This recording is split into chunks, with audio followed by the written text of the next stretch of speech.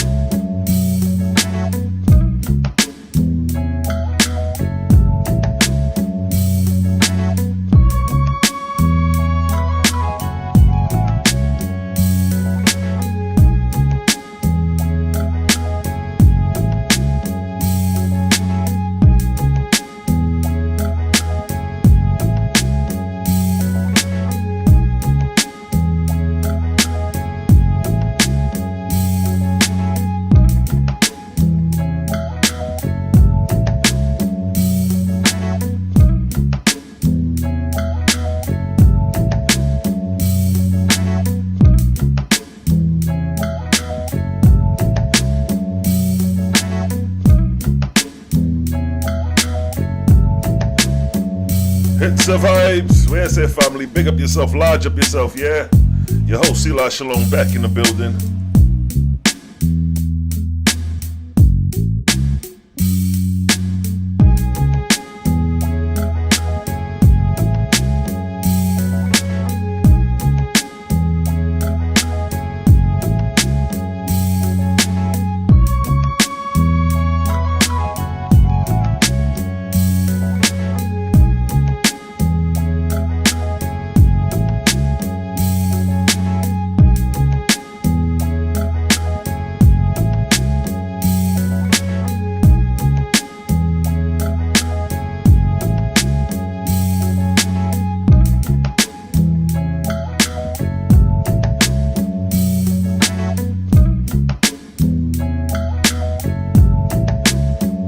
It's the vibes. Large up yourself, big up yourself once again. Live and direct, it's your host Selah Shalom coming from planet Earth. You know how we do. Cause it's the vibes.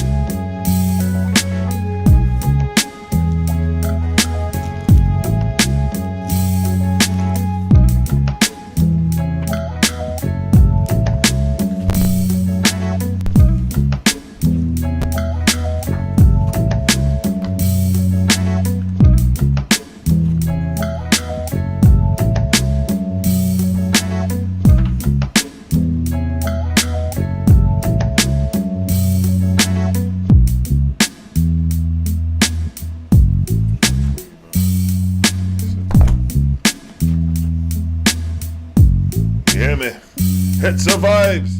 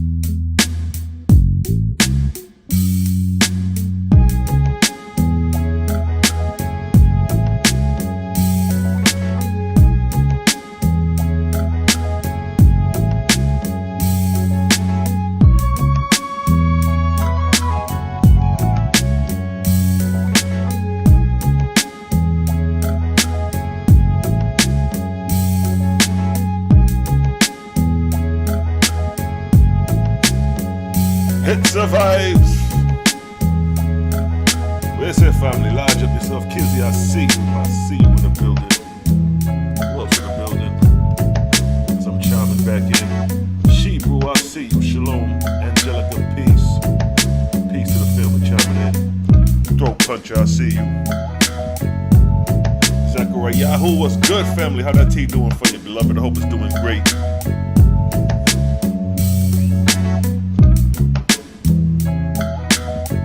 Yeah, it's the vibes.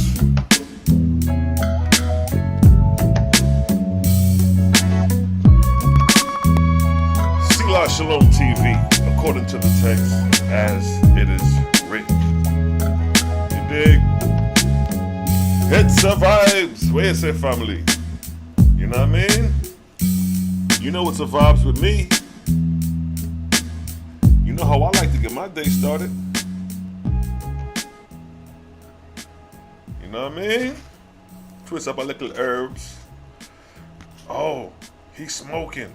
Oh, look, he's supposed to be this, that. He smoked. We don't smoke. This is about the message. Never the messenger. Once you begin to start following the messenger, it's the equivalent of following a deity. You losing sight and track, right? Keep your eyes on the prize of the creator. That's what we're dealing with. We're not on some real shit.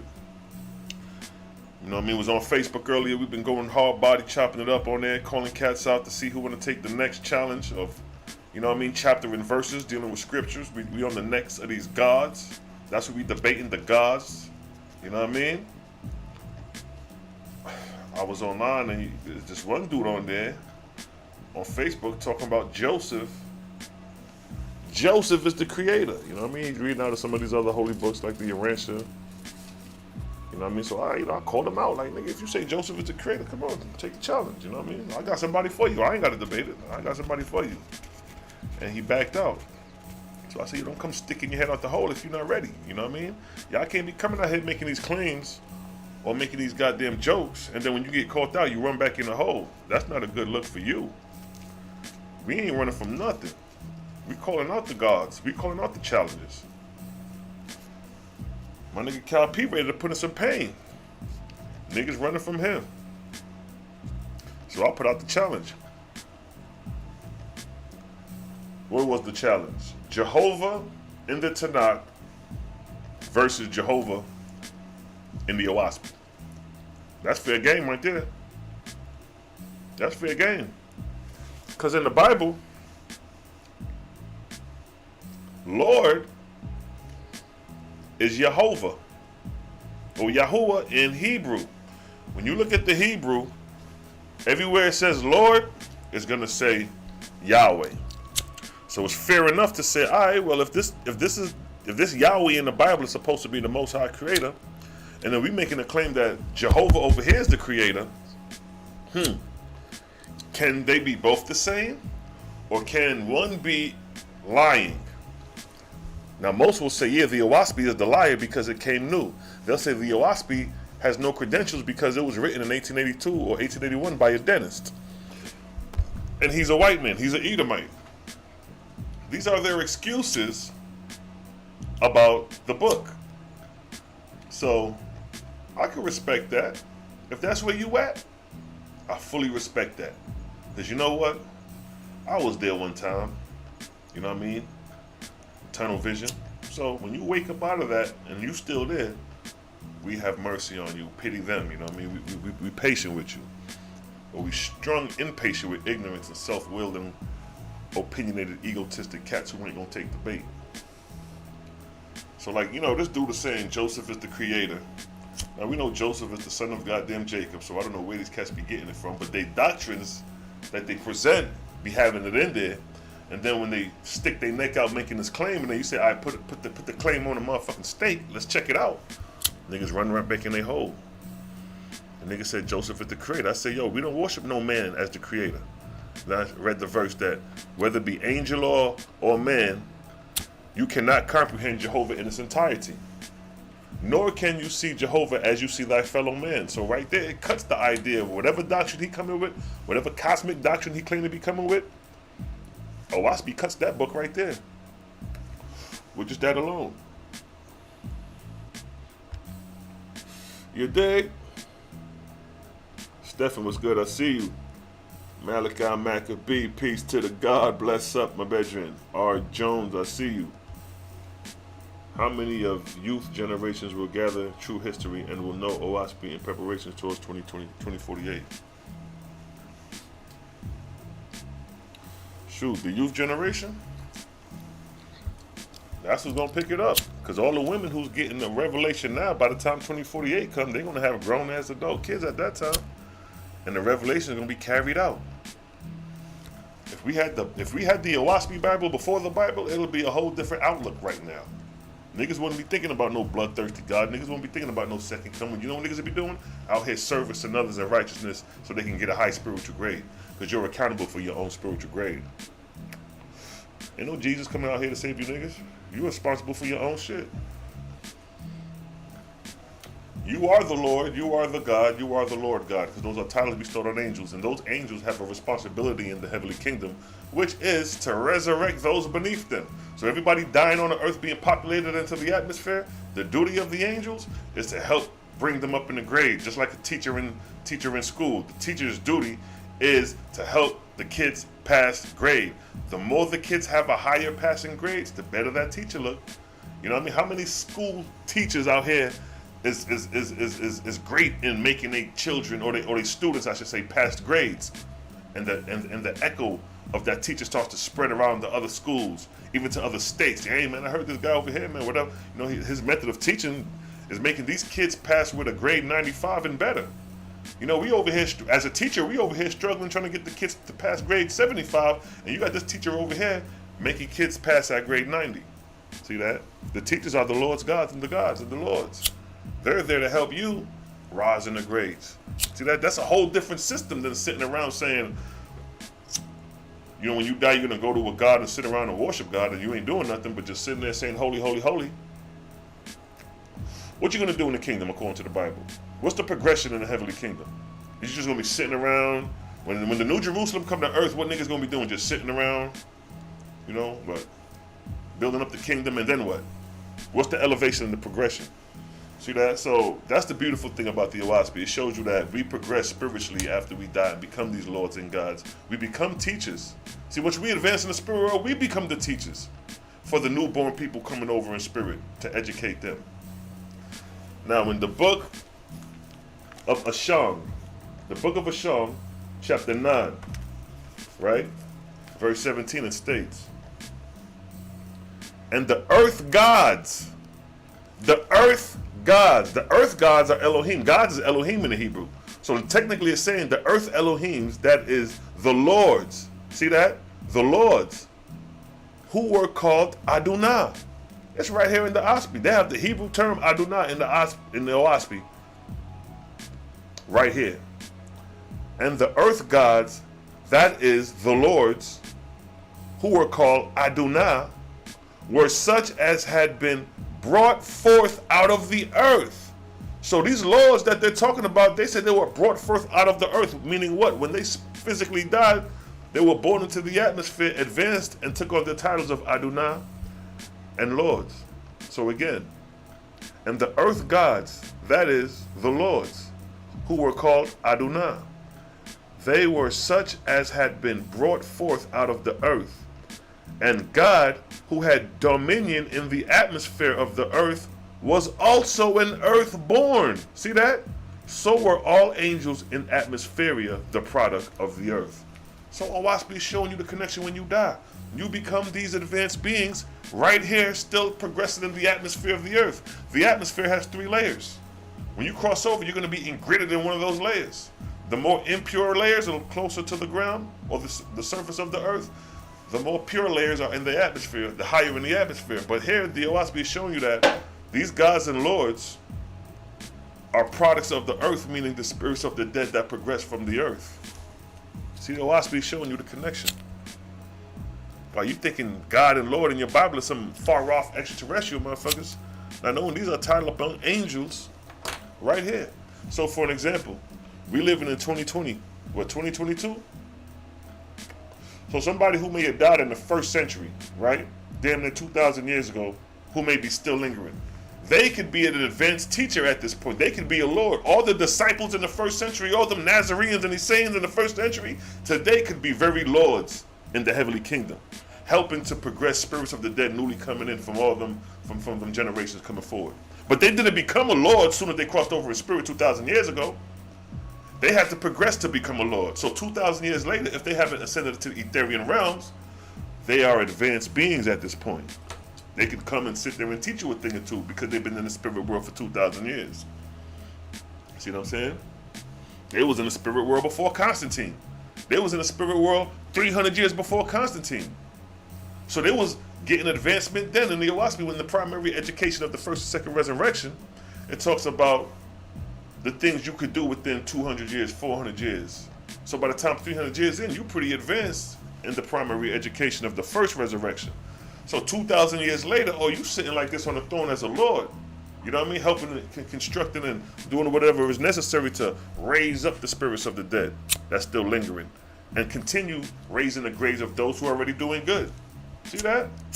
That's what the Oahspe is showing. Mortals and angels are product of the same thing. One-time human beings.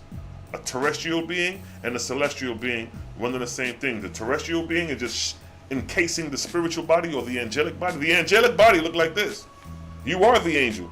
You're just encased in a fleshly body. So when this fleshly body dies, the angelic body that exists is outside of visible light. That's why niggas can't see it. That's why a lot of niggas don't believe in the spirit, because the spirit is invisible. It exists outside of 700 to 300 nanometers. 700 to 300 nanometers is visible light. The spirit exists outside of visible light. That's why you can't see it. That's why you can't see air. But you can see air under certain conditions. Under certain atmospheric conditions, the condense can produce, the air can produce clouds. It can produce vapor. So the unseen can become seen, depending on the density of where it's at. You dig? So what's going on, family? Zoe Fitz, peace, king. They running from Zoe Fitz. They running from you, beloved. They running from you. We over here saying that the Creator don't require no blood sacrifice. We don't believe in no blood sacrifice over here with the Creator. Your God may require a blood sacrifice. Do we need to get that again in goddamn what we got last night? In the book of what? Look, see, I'm starting to remember these verses. Leviticus 17, verse 6 and 7. Let's play with that again. Not too long, because we played with it a lot last night. We're just going to brief on it to remind these niggas. Matter of fact, when I read it, I want to post this picture right here. Yeah. It's on the popping. Watch this. Watch this. Because you know the Hebrew word for devil, it goes back to demon.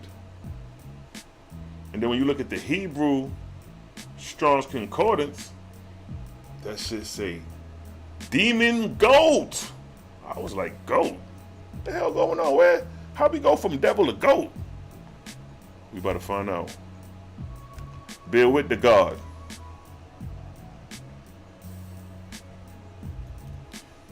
Yeah, yo, this shit run deep. Niggas want to talk about the Oahspe is sorcery. The Oahspe is goddamn demonic. Nigga, I'm about to show you what's going on in your Bible, yo. We already showed you y'all niggas is bloodthirsty vampires. Vampire. You's a vampire. Everybody know you was a vampire. A blood-sucking vampire. Yeah, man, that's one of my bad man rhythm that, you know. So, yeah, you niggas is vampires. What's the strong Hebrew word for, Hebrew word? No Hebrew word for that. Boom.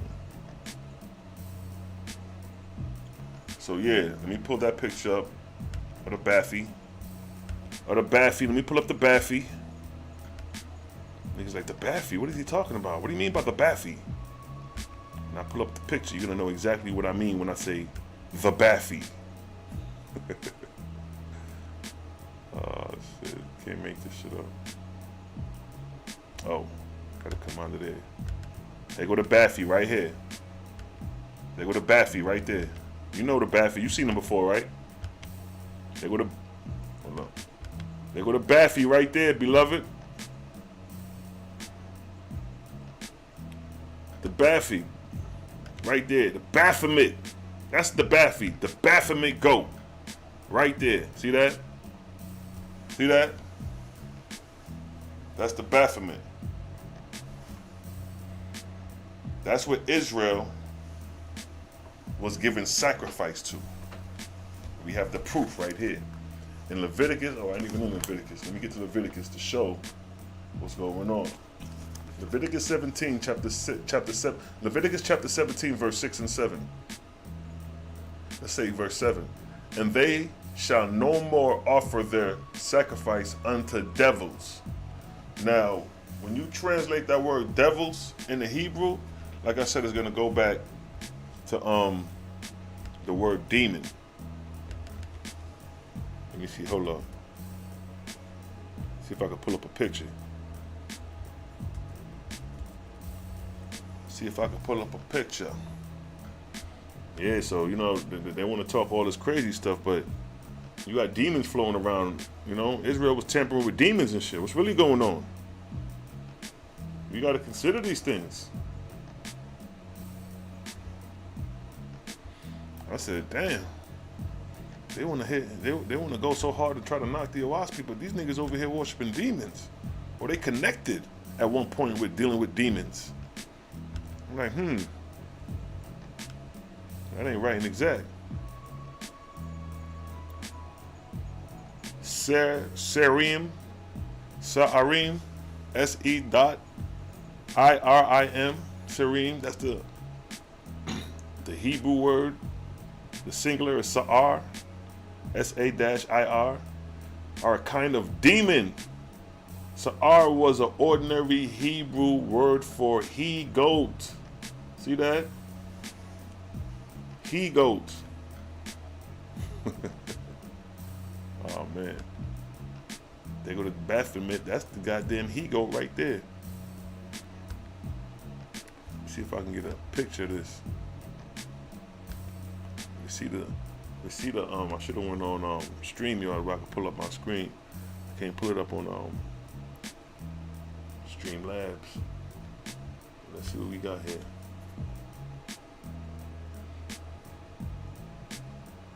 Plural.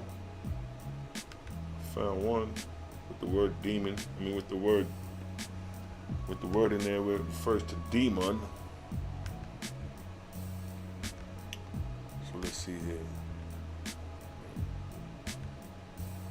Got the Baphomet hanging around, you know what I mean? He chilling out for a minute.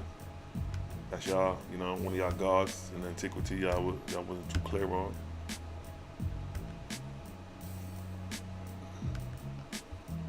Another word. That's the Hebrew word. It's the Hebrew word for demon highlighted right there. But then below it says demon right there. That's in the Arabic.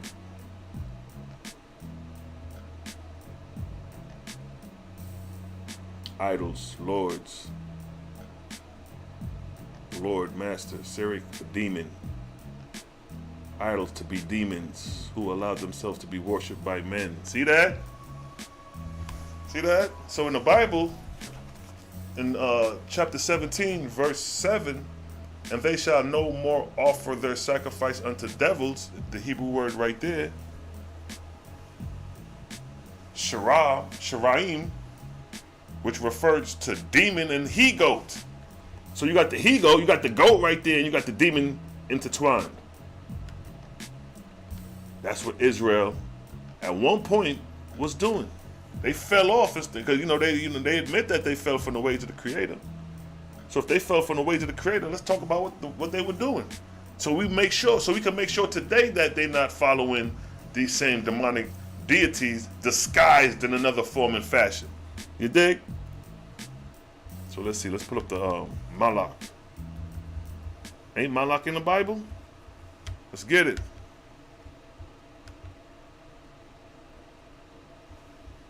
Well, let me come back to the. All right, Scott. No. Yes, family. You see? That was one of Israel's gods, the Baphomet. And they talk about Moloch. This is the famous picture that everybody know about, Moloch.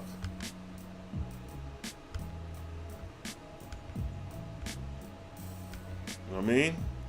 Cats out here worshiping these false deities. They not only worshiping false gods, they worshiping demons and devils. Like, goddamn, it don't get no worse than that. Show me where Esau worshiping these deities and devils from these times. Like y'all say, I'll wait. I'll wait. I can't hold up. Let me get this one. Yeah, I want to talk about goddamn Oahspe and the white man, but we gonna listen. Yeah, that's surface talk. When we start to indulge deeper, yeah, you ain't trying to talk no more. You don't want to hear about this shit. You don't care about the Oahspe no more, huh? Let's go to Moloch. Boom, there go Moloch. Well, let me go find the verse in the Bible where it talk about Moloch. We already just described the Baphomet. We read the Baphomet is found in Leviticus chapter 17, verse 7, where Israel is commanded not to offer sacrifice to devils. So they could have been doing it, or they could have been warned not to do it. But knowing Israel, them niggas was doing it, because they in all type of fuckery. You done know that. You done know them things there.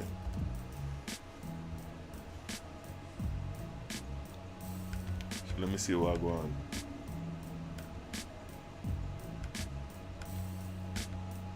See what I go out with this youth man here. So what's the Bible verse for Moloch? Ain't Moloch in the Bible?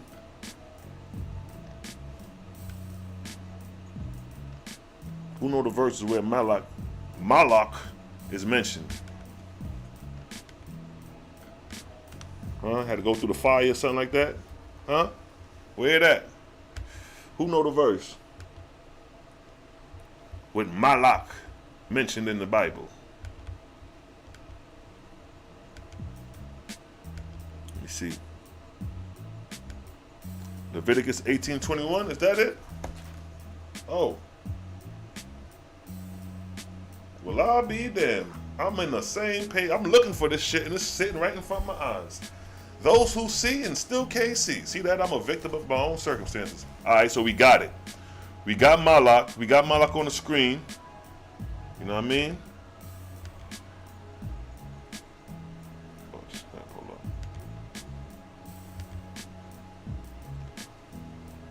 on. Hold tight. Everybody, hold tight.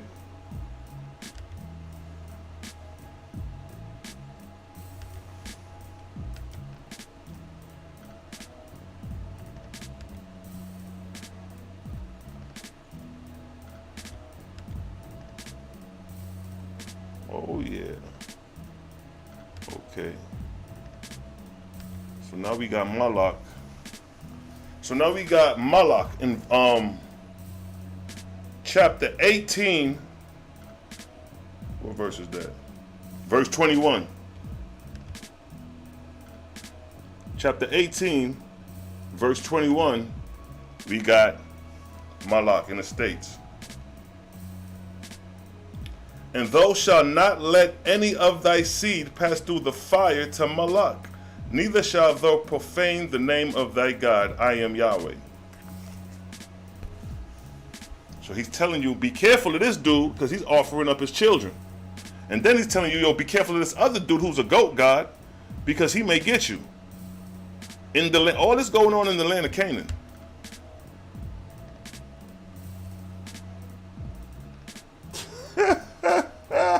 Baphomet breast bigger than mine, yo, you crazy Hebrew.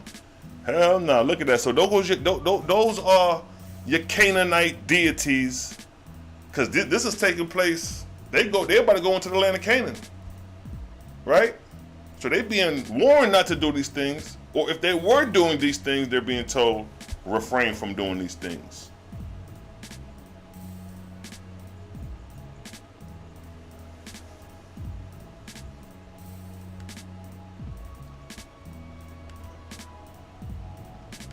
Nah, you got them shrink these cats down some. But this is what's going on. So you got these false gods, then you got these gods, You got these gods in Canaanite, these false gods, and then you got these demonic gods. But these gods right here, these gods, it's supposed to be the Most High. Baal claimed to be the Most High. El claimed to be the Most High. Osiris claimed to be the Most High. These are deities y'all following. Not y'all per se, but you know what I mean, those who study the Bible. These are the ancient deities of old, still haunting and taunting you niggas today. So we got Moloch. Neither shall thou lie with any beast to defile thyself, wherewith neither shall any woman stand before a beast to lie down there too. Talking about bestiality and things of that nature. So, yeah, it's showing you that, yo, the Leviticus laws is some wild shit. Like, nigga, drinking blood. Let me get the vampire. Oh, the vampire. We got the Baphomet. We got Moloch. Now let's get the vampire. Where the vampire? We're Count Dracula. Count Dracula hiding that. These niggas hiding. See, there you go, right there. See that? All this in your Bible right here. All this demonic shit y'all want to talk about the Oahspe. We showing you that these gods in your Bible is telling Israel to not worship these deities, because these deities was crying sacrifice. It says, and they shall no longer offer their sacrifice unto devils. So if they stop, it may be some others that may continue sacrifice to these devils. And if you stop Israel, it may be others that continue sacrifice to Moloch, their children, walking through the fire. If you stop drinking blood, Israel, it may be others that may drink blood, where it states that, and whosoever man, and whatsoever man there be of the house of Israel, or among the strangers that sojourn among you, that eat any manner of blood, I will set my face against that soul that eat blood. So you got vampires, you got Baphomet goats, goat gods, or demons, and then you got Moloch, whatever zoomorphic figure he's supposed to be. So this was going on, yo. And moreover, thou shalt not lie carnally with thy neighbor's wife to defile thyself with her. And thou shalt not let any of thy seed pass through the fire to Moloch. Neither shalt thou profane the name of thy God. I am Yahweh. Thou shalt not lie with mankind as with womankind. It is an abomination. So there must have been some fucked up shit going on for all these goddamn laws to be laid out. Because if ain't none of this going on, ain't no reason to say it. So what Israel is really getting themselves into? God damn, what type of holy land these niggas is running up in? That's the promised land? You got all these laws and it's supposed to be the promised land, nigga? If I go in the promised land, I'm just trying to pick some fruit and eat some food, and you warning me of these goddamn bloodthirsty niggas and these gods that want to walk my kid through the fire, and a goat god who will require sacrifice. I got to worry about this as I navigate through the land? That's what you're telling me? Come on, yo. Stop playing with me. Stop playing with me. That's what we dealing with, Israel. That's what we dealing with, family? No, we're not doing that. So, yo, get these goddamn demonic forces off my goddamn screen. You know what I mean? We getting this shit off the screen, but this shit is forever in your Bible. You know what I mean? These gods is forever in your text. Get the Baphomet up out of here. I mean, the Moloch. Get your ass up out of here, man. You don't want to see no Moloch. So like I say, these gods, these demonic deities, although those are zoomorphomite figures, or what they call, I forgot the name, when you mix animal and man, the terminology for it, I just said it too. But yeah, though, like how they do in ancient Egypt, zoomorphomize the animals and shit. But yeah, You don't want to be following these so-called gods in the Bible, assuming to be the Most High, and they got all these demonic activities floating around your God. Your God is telling you, yo, when you go into the promised land, watch out. Man, come on, man. Your God was supposed to clear that land out from all that, so when you walk in there, it's milk and honey. Ain't no milk and honey. It's thorns and poison in the land. And we got to live here? Come on, yo. Come on, yo. Shalom, Kenneth, peace, prosper, peace. I see y'all. Yeah. So we ain't doing that over here. We ain't worshiping no goddamn deities. We ain't worshiping no gods. Because any of these false gods could goddamn play like they one of these goddamn demonic deities claiming to be an angel of light and they an angel of darkness. Now when the book of Wars Against Jehovah, right? Chapter 14, verse 27, it states,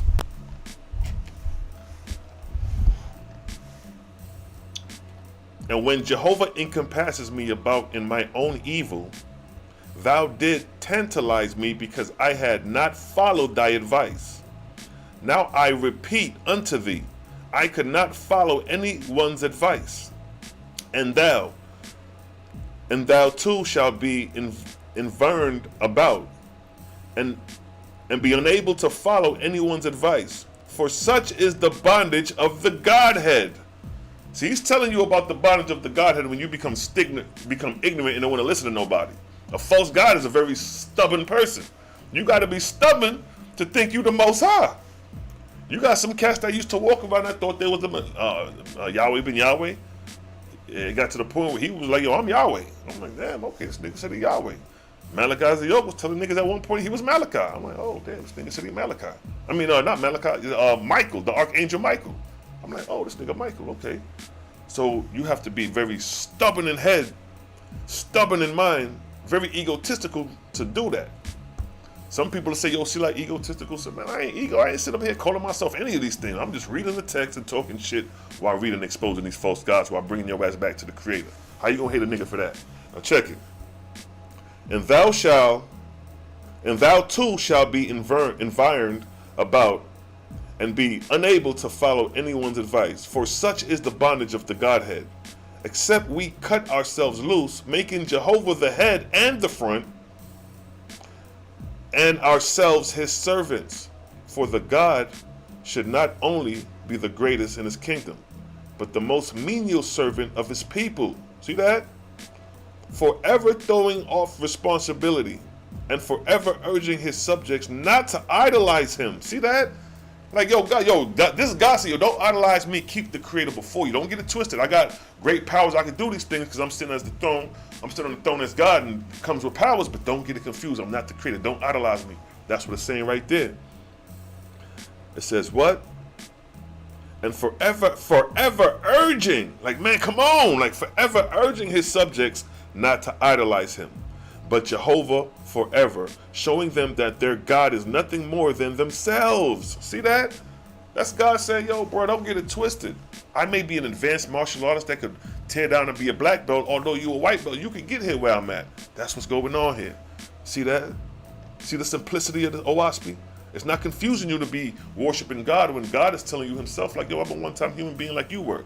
I'm just an advanced being with the title God, but I'm not the Creator. What it said? Urging. Forever urging his subjects not to idolize him, but Jehovah, forever showing them that their God is nothing more than themselves, that they must stand alone and become not as slaves to their God, but independent beings, full of manliness, having faith in the Great Spirit only. See that? The Great Spirit. See, we ain't worshiping no gods and no saviors, no Yahshuas. We worship the Creator only, none else. Verse 28, by which the God bindeth not himself nor his people, giving full sway to the love of liberty in every soul, but in tenderness and love that harmony with Jehovah's proceedings. Verse 29, and when thou comest back to me after I was delivered out of hell, and my kingdoms raised to Varapashana, thou didst profess to understand these things, and of a truth to love this philosophy, and thou did pray feverishly to Jehovah, repenting of thy former ways, taking part in the rites and ceremonies. Verse 30. Then I opened up my heart to thee, my much love for thee, as when I first knew thee, returning upon me 1,000-fold. In joy and in tears I fell upon thee, and praised Jehovah that he has sent me so sweet a love. Verse 31. And in each other's arms we repented, and we swore unto mutual love forever. Then we both saw the way of Jehovah clear, and he made us strong and wise, full of rejoicing. Verse 32. And we fell to hand in hand laboring with drudges, in dark and most foul, teaching them day and night, forever repenting, forever repeating to their stupid minds. And when they were both well near exhausted thousands of times, and we slacked up and withdrew for a short spell, we rested in each other's arms.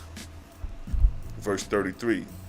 When we reason and philosophize on the plans of glories of Jehovah's works, hopefully watching signs of progress in our words, oh, the glory of those days, oh, the richness of wisdom and love to me in those days of darkness. For 100 years we toiled thus, and I was blessed, and my people were blessed by thee, the star of our love. Verse 34.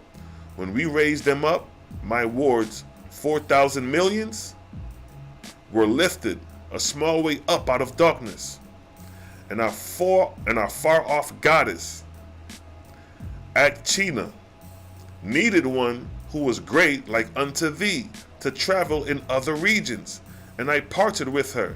My soul was as if divided and twined. For hundreds of years thou traveled and became rich in knowledge, but not to return to me, to my bursting heart. So this is basically a deity talking to another deity about how you used to follow the creator, and then you done fell off and boom, boom, boom. But I just wanted to read, the bulk of the story was how dealing with Jehovah, of course, coming back to the creator and these stubborn false gods. Because these stubborn false gods, they were friends with those who was in service to the creator, great friends. But then when they became false, some of the time the angels would go to the false god and try to plead with them niggas like, come on, bro. You know how it was over here when we was following the ways of the creator, and now you going over here doing this? You see what I'm saying? It has those type of conversations in the Oahspe among the angels. No different than when you go to your man and yo, you gotta stop, my nigga. You gotta straighten up. Hardcore love, what you call tough love in the hood. Oahspe got that in there too. Ross words, power sound. Okay. Did they really fall in grace to follow the folly of demon pagan deities? Elohim could and was anyway to them hell. But see, these other false gods started gaining influence over the Israelites. See, because some of the Israelites started losing faith in the Creator and started worshiping the false gods. The way they worship the false gods is through inspiration. Let me get a verse where it talks about how Baal and Ashtoreth gained inspiration over the Israelites. And the way you gain inspiration over the Israelites, or the way a false god gained inspiration over their subjects, is the lack of faith in the Creator. The angels, the false gods, they could pick up on it. They could pick up when they know you ain't figured this shit out yet.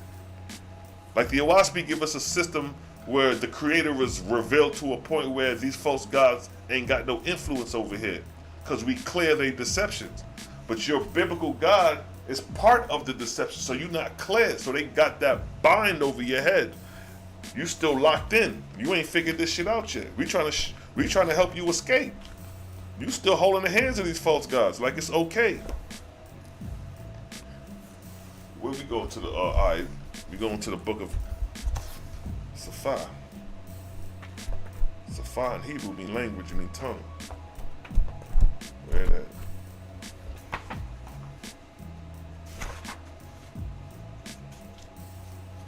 So we're going to read how the inspirations of these demons came upon the Israelites. Where we at? Let me highlight this rise. So check it.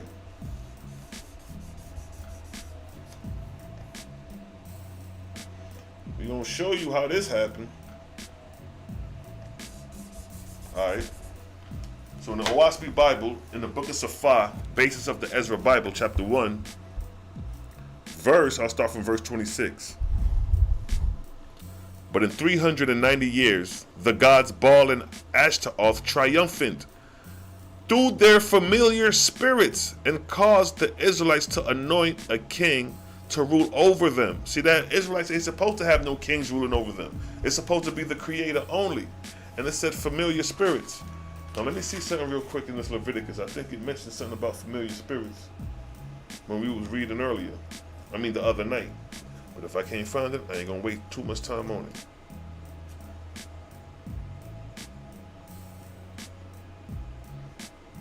That's crazy how they talking about them goddamn niggas drinking blood, or watch out for drinking blood. But we'll come back to that familiar spirits in the Bible. But here, it shows you that Israelites were used by the familiar spirits through Baal and Ashtaroth. So again, in verse 26, but in 397th year, the gods Baal and Ashtaroth triumphant through their familiar spirits and caused the Israelites to anoint a king to rule over them. This king was named Saul, signifying of the Lord God. So that would be Yahweh God. Prior to this, the Israelites acknowledged no God or no Lord, but covenant unto the Great Spirit Eoah. The name had been kept secret with the fathers, and the commandments were announced from the Great Spirit I Am. So right here is telling you that the gods Baal and Ashtaroth influenced the Israelites by the time Saul was anointed king. So the story of Saul coming on down is not Yahweh. It's Baal and Ashtaroth influence. Verse 27. The familiar spirits now inspired Saul to change the words of the commandment to the Lord thy God, as a reconciliation strategy to please the nations of tribes of people who worshipped Baal, Dagon, Ashtaroth, Hagath, and other gods and lords of the lower heavens. See what's going on? This is how it happened. It happened through the familiar spirits, through inspiring the Israelites, commanded by Baal and Ashtaroth. Verse 28. Thus was substituted the Lord God, land God, for Jehovah. And as the Great Spirit had been foretaught to the Israelites as an incomprehensible entity, whose form and extent no man could attain to know, so was he now transformed and declared in the form of a man, having a residence in the firmament of heaven.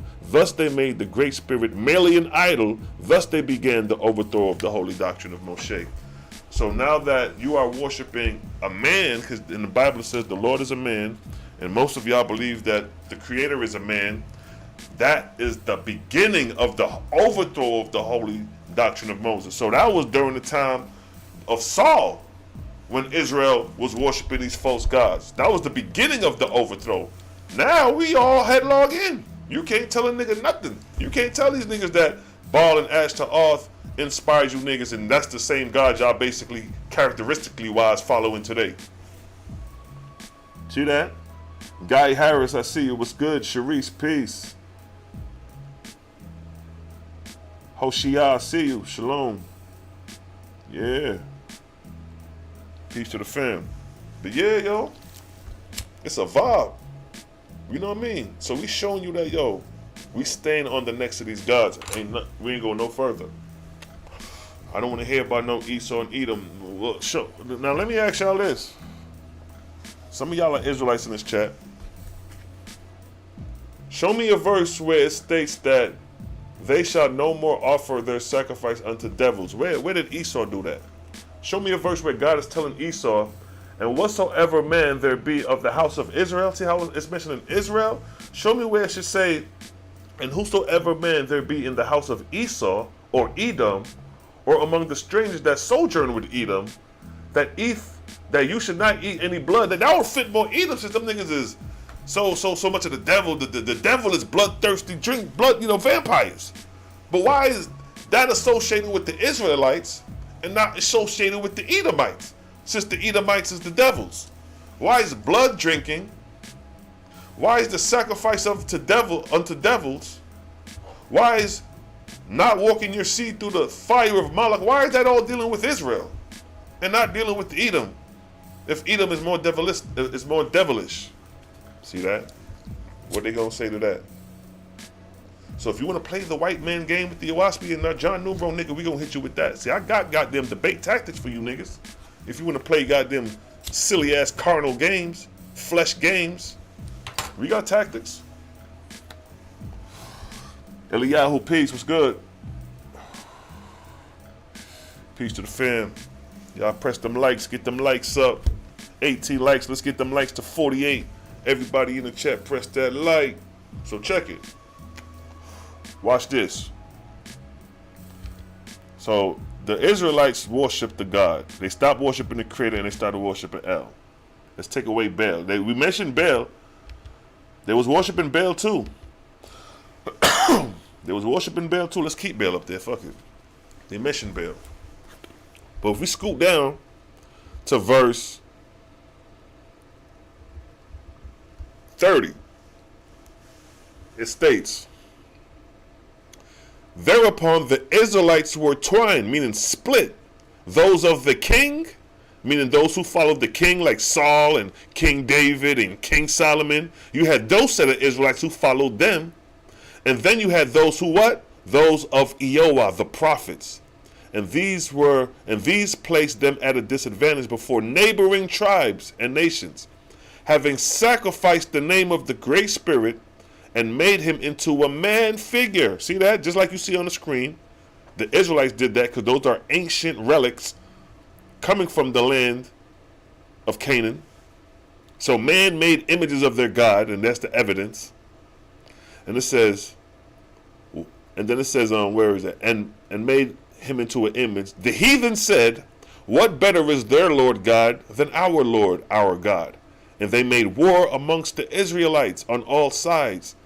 And the later, having stooped to a corporeal king, meaning Israel and the King David's and the King Solomon's, went further on and raised armies and soldiers and went to war. Didn't David go to war with Goliath? See, by the time David and them niggas go into war, Israel was under the inspiration of the false gods already. They've been left the Creator. But, like the scripture said, it was a split. Those for the king and those who still worship the Creator, Eoah.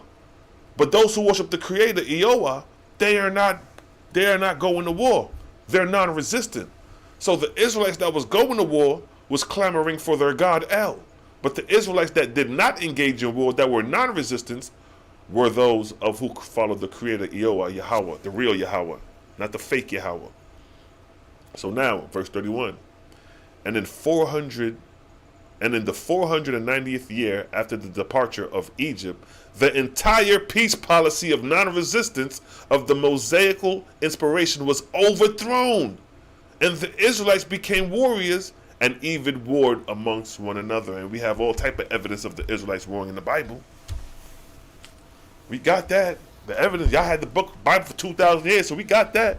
But these revelations you just got, so we exposing that when Israelites was in the land and the kingships began, the northern and southern, all them niggas was under the inspiration of the false gods, and only a few was under the inspiration of the Creator. Verse 32.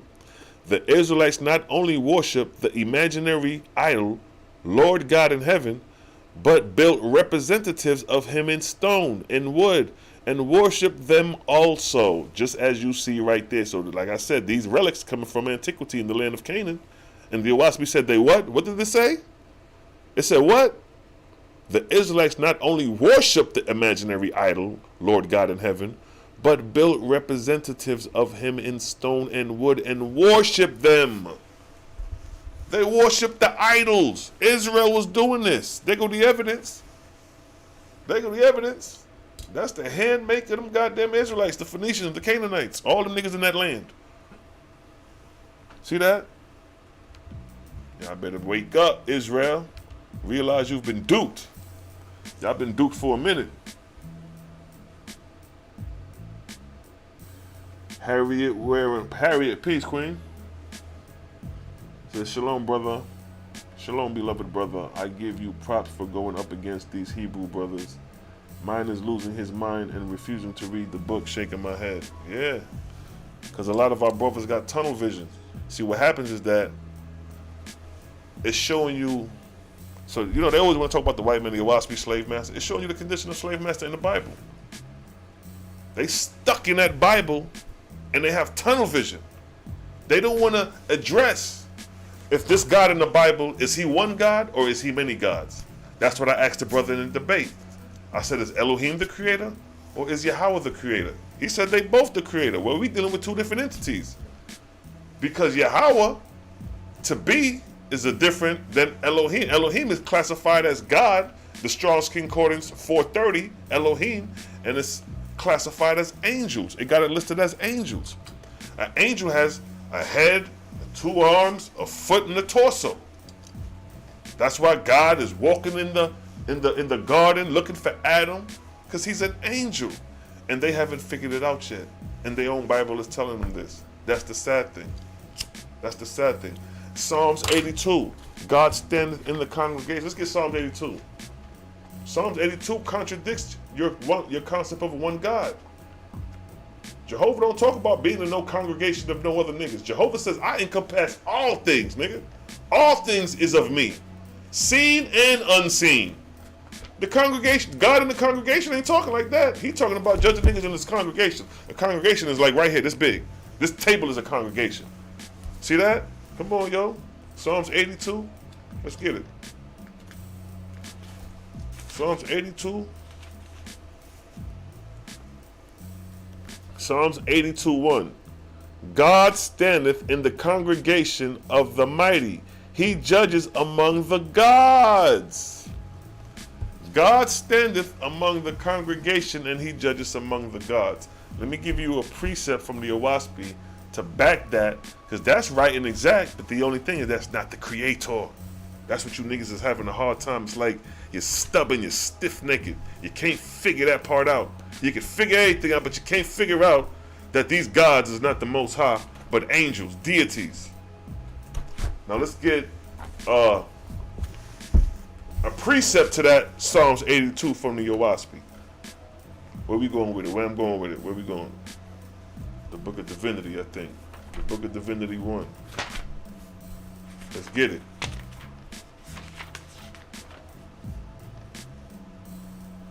Is it the Book of Divinity?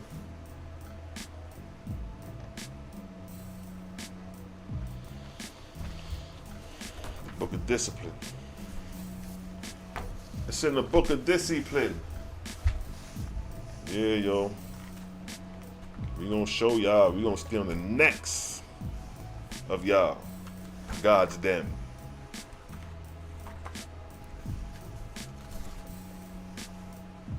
Book of Discipline.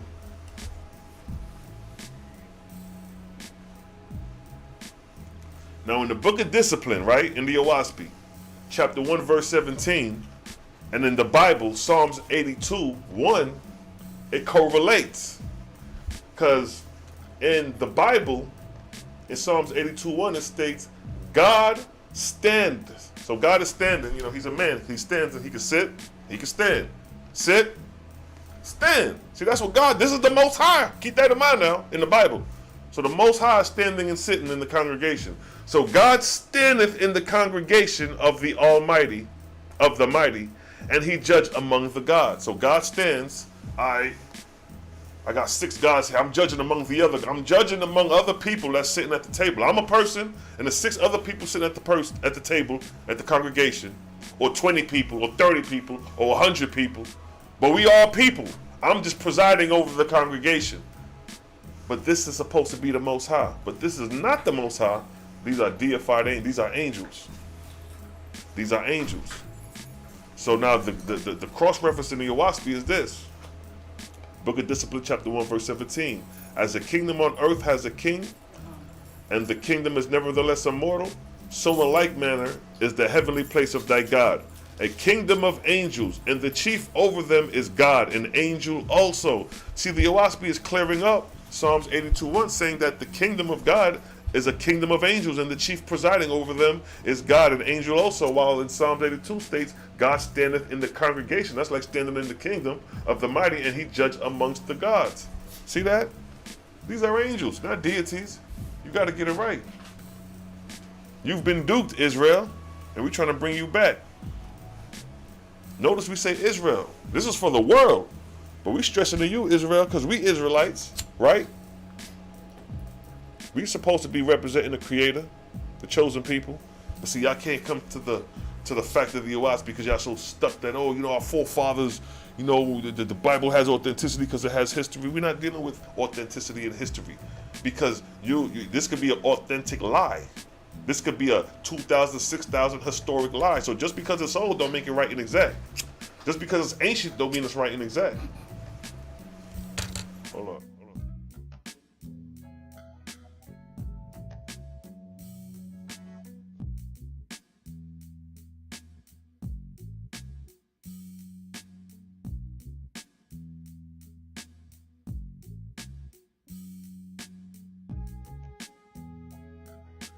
Yes, family. So yeah, that's what's going on with that. I fell off.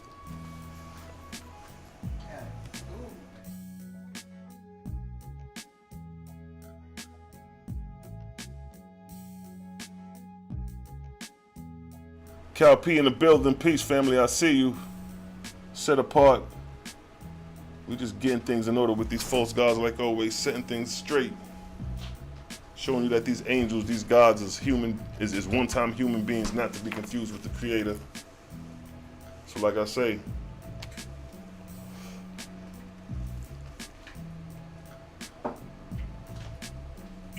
and then they say in Psalms 82, when you scoop down to verse 6, it states, I have said, ye are gods, and all of you are children of the Most High, but ye shall die like men. See, even in the Bible, it's telling you that man is God, but you're going to die because this is your terrestrial part. But they letting you know that you're basically a God because God is a man, and man is God. An angel, man, and the angel woman, same thing in spirit. See that? So that's going to be the biggest challenge for those who study the Bible, is proving that your biblical God is the Creator. Because the Creator is not in the image of man. You got one guy saying that Joseph is the Creator. We dismiss that. We're not even entertaining that foolishness because the father of Joseph was goddamn Jacob. So I don't know where he's saying that. That's like people who try to say Christ existed before his birth. You know, Christ was with Moses, and Moses was the angel that was sent after to follow the light by day, and the light by night was Christ. I done heard so many theologies and theories that is not in the Bible. That's some shit niggas just made up because they have nothing to go off of because it's so vague. It doesn't give you a breakdown, the complete detailed explanation, so they only got a little bit to go off of, like Psalms 82:1 when it states, God standeth in the congregation of the mighty, he judge among the gods. That's vague. It's telling you what's going on. It's a congregation of gods. So now you're like, well, damn, if there's only one God, what is this congregation doing? What is this congregation about? Why are they congregating? See that? It leaves you with more questions than answers, while the Oahspe will give you the answers to those questions. So you don't have to rely and lean on your own understanding. Just like the Bible says, y'all niggas leaning on your own understanding. The reason the Bible has to tell you not to lean on your own understanding because all these niggas trying to philosophize their own doctrine because they only got a little bit to go off of spiritually, as far as the spiritual resurrection, the spiritual revelations. Who is God? Who are these angels? What is the archangel? What is the archangel according to the Bible? Riddle me that. What is an archangel according to the Bible? Y'all talk about the archangel Michael, these archangels. Well, what is an archangel? What is it? Somebody in the Bible, any Israelite camp, any Israelite, whoever. What is an archangel according to the Bible? What is an archangel according to the Torah, the Tanakh? Well, I say Tanakh because Torah is instructions. So what is an archangel? I'm going to show you what an archangel is in the Oahspe. And then I want you to show me what an archangel is in the Bible. Well, guess what? I already know. You can't show it because I know it. See the difference? See the difference when you know the book? You can't run nothing. I know the book. Can't nothing be ran. No game could be ran.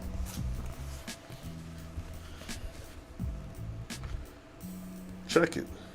The archangels are the etherian angels. So check it. In the book of Synopsis of 16 Cycles, chapter 1, let's start with verse 3. No, let's start with verse 2. Second, the sun with his family plieth in a large circuit, which is divided into 1,600 arcs, the distance of which for each. Now, let me start from verse 1 and give it justice. All right, so basically it's talking about arc cycles, right? And it's going to give you a demonstration of what an arc cycle is. First, the earth plieth in a circuit around the sun, which circuit is divided into 4 arcs called spring, summer, fall, and winter. So we know that, right? We're familiar with that. It's verse 2. Second, the sun with his family plieth in a large circuit, which is divided into 1,600 arcs, the distance of which for each arc is about 3,000 or 1 cycle. See that?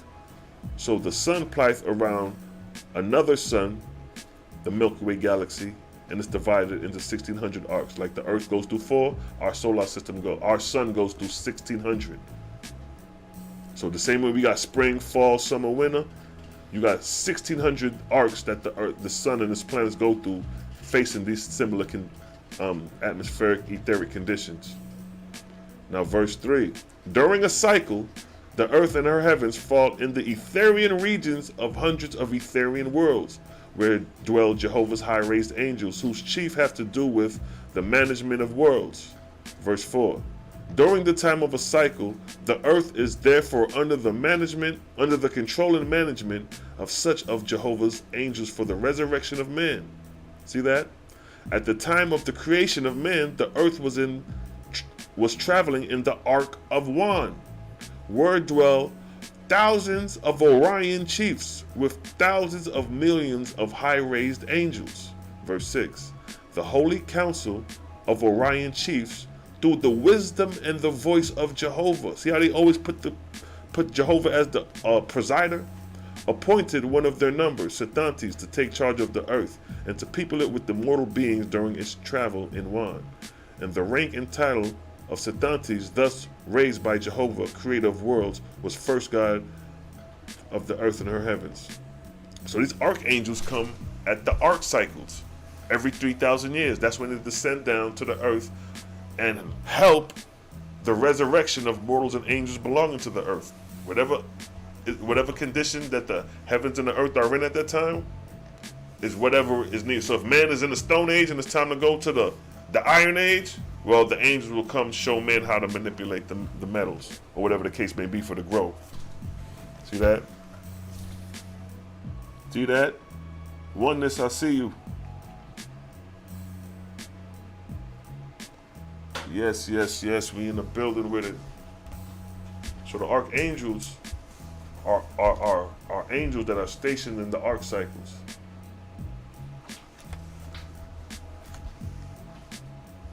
See that? You got archangels, which are etherian angels. And then you have atmospherian angels. Atmospherian angels are angels that have not risen into the etherian yet. You see that? Oahspe talks about all these things. It shows you where you at. You know what I mean? It shows you exactly where you at. You can measure this shit.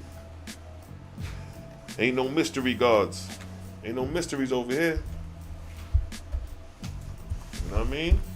Ain't no scratching the head over here. Everything is laid out, played out.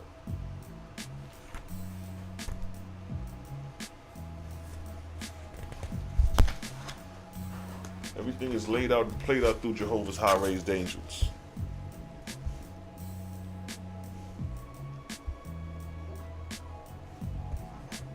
And see where it states at. And God, this is in the book of Jehovah, right? Chapter 7, verse 15. And God and his Lord shall raise up officers to be their successors. By him and them shall they be appointed and crowned in my name. Who? Jehovah's name. Verse 16. At the termination of the dominion of my God and Lords, they shall gather together in these my bound heavens all such angels as have been prepared in wisdom and strength for resurrection to my Etherian kingdoms, These angels shall be called brides and bridegrooms. So when the archangels come down during the beginning of the arc cycle, they're not only here to give new instructions to the atmospherian angels, but they're here to collect the brides and bridegrooms to take them back up into the etherian realms during the arc cycles, during the beginning of these arc cycles, and the beginning of the sub-cycles. So it states what? It says, all such angels as have been prepared in wisdom and strength for resurrection to my etherian kingdoms, and these angels shall be called brides and bridegrooms to Jehovah, for they are mine and in my service. Verse 17, and to God and his lords, and the brides and bridegrooms will I send down from Etheria in the time of Dan. See, the time of Dan, or the time of light, is during the time of the ark, is when the earth is going through this particular time of light, this ark. By my Etherian gods and goddesses shall the ships descend to these heavens, and receive God and his lords with the brides and bridegrooms, and carry them up to the exalted regions I have prepared for them. See that? Verse 18, and all such as ascend shall be called a harvest unto me through my God and lords. And the time of my harvest shall be according to each light, or each Dan, which is 200 years, 400 years, 600 years, 500 years. And these shall be called my lesser cycles, because they are the times of the tables of prophecy which I give unto my servants. See that? But at no other time, see that? It's rules to this shit. But at no other times, nor in any other way, shall my harvest ascend to my emancipated worlds in Etheria. See that? So the Oahspe is saying, yo, don't be fooled. If it ain't this particular system, it ain't of me. Don't believe it. They lying to you. So these arc cycles only take place within the sub-cycles of 3,000 years. See that? So that's that. We could go into the arc cycles, the archangels, which are Etherian angels.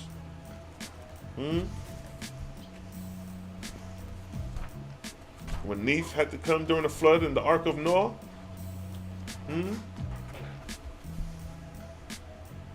Yeah. It survives, you don't know.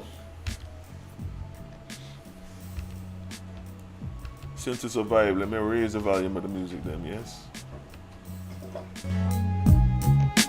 Yeah. It survives.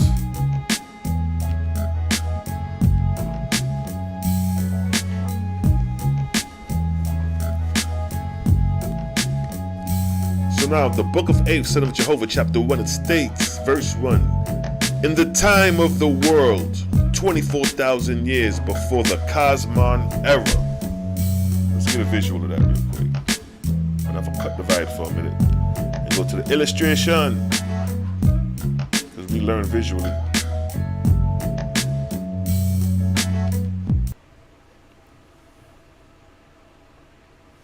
So now, the Ark of Noah. So when this verse reads right here, when it states, in the time of the world, 24,000 years before the Cosmon era, that's what it's talking about. The Cosmon era started in the 25th arc cycle, present time. And the time of the Ark of Noah is the 17th arc cycle. So that's 24,000 years from our present time. So if you never seen the timetables of prophecy, if you never seen the chart or understood it, whoever read this for the first time, they're not going to understand what's going on here. That's why I show illustrations, so you can better understand when you read the Oahspe, the scale that the Oahspe is reading on. We ain't in no corner, we in the cosmos with it, showing you the track and travel of the Earth or the solar system going around in this orbit. So in the time of the world, 24,000 years before the Cosmon era, the great serpent, Solar Felix, being in the Ark of Noah, in the Etherian heavens. See that? So it's giving you locality. It's giving you locality in the heavens. And it says the earth and the heavens were in darkness, but the Spirit of Jehovah moved upon his high-raised God, Oahspe, in Etheria, to consecrate new dominion on the earth and the heavens. Oahspe said, I, Oahspe, son of Jehovah. See, these niggas always put Jehovah the Creator first. They don't classify themselves gods as equal with Jehovah. They beneath the Creator. It says, I, Oahspe, son of Jehovah, God in the ark of Noah. See that? So for each ark cycle, there's a god or Etherian god in charge of that ark cycle. So every time the earth passed through an ark, the creator comes to the chief of that ark and say, yo, the earth coming your way. I want you to go down there and do this for me, whatever the case may be. So for each arc cycle, for each number going down, it's something new that the creator is giving the archangels and the atmospherian angels things to do for the course of 3,000 years. See that? I, Ave, son of Jehovah, God in the ark of Noah, in Etheria, came to Haiti, heaven of the red star, in Jehovah's name. See that? He ain't come in his name, he came in Yahweh's name, Jehovah's name. And his wisdom, power, and love manifest in my own resurrection to become companions to gods and goddesses and Orion chiefs on the thrones of the high heavens proclaim. See, you got to understand the system and order that the Oahspe speaks, how these angels, these high-ranking angels, how they give reverence to the Creator. It ain't like, I am an angry and jealous God.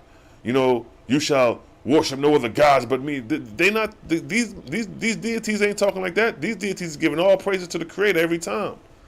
They not angry and jealous. They say, yo, thank you. Yo, the Creator, give praise. You see what I'm saying? It says what? In Jehovah's name, in wisdom and power and love manifest in my own resurrection to become companions to gods and goddesses and Orion chiefs of the thrones of the high heavens proclaim. To the atmospherian spirits of the earth, and to the spirits of the first and second and third resurrection, abiding on the earth, or near thereto, either with mortals or without, to their God and Lords, and to their Saviors, and to all holy ones by Jehovah's raised up for the redemption of men and angels. See that?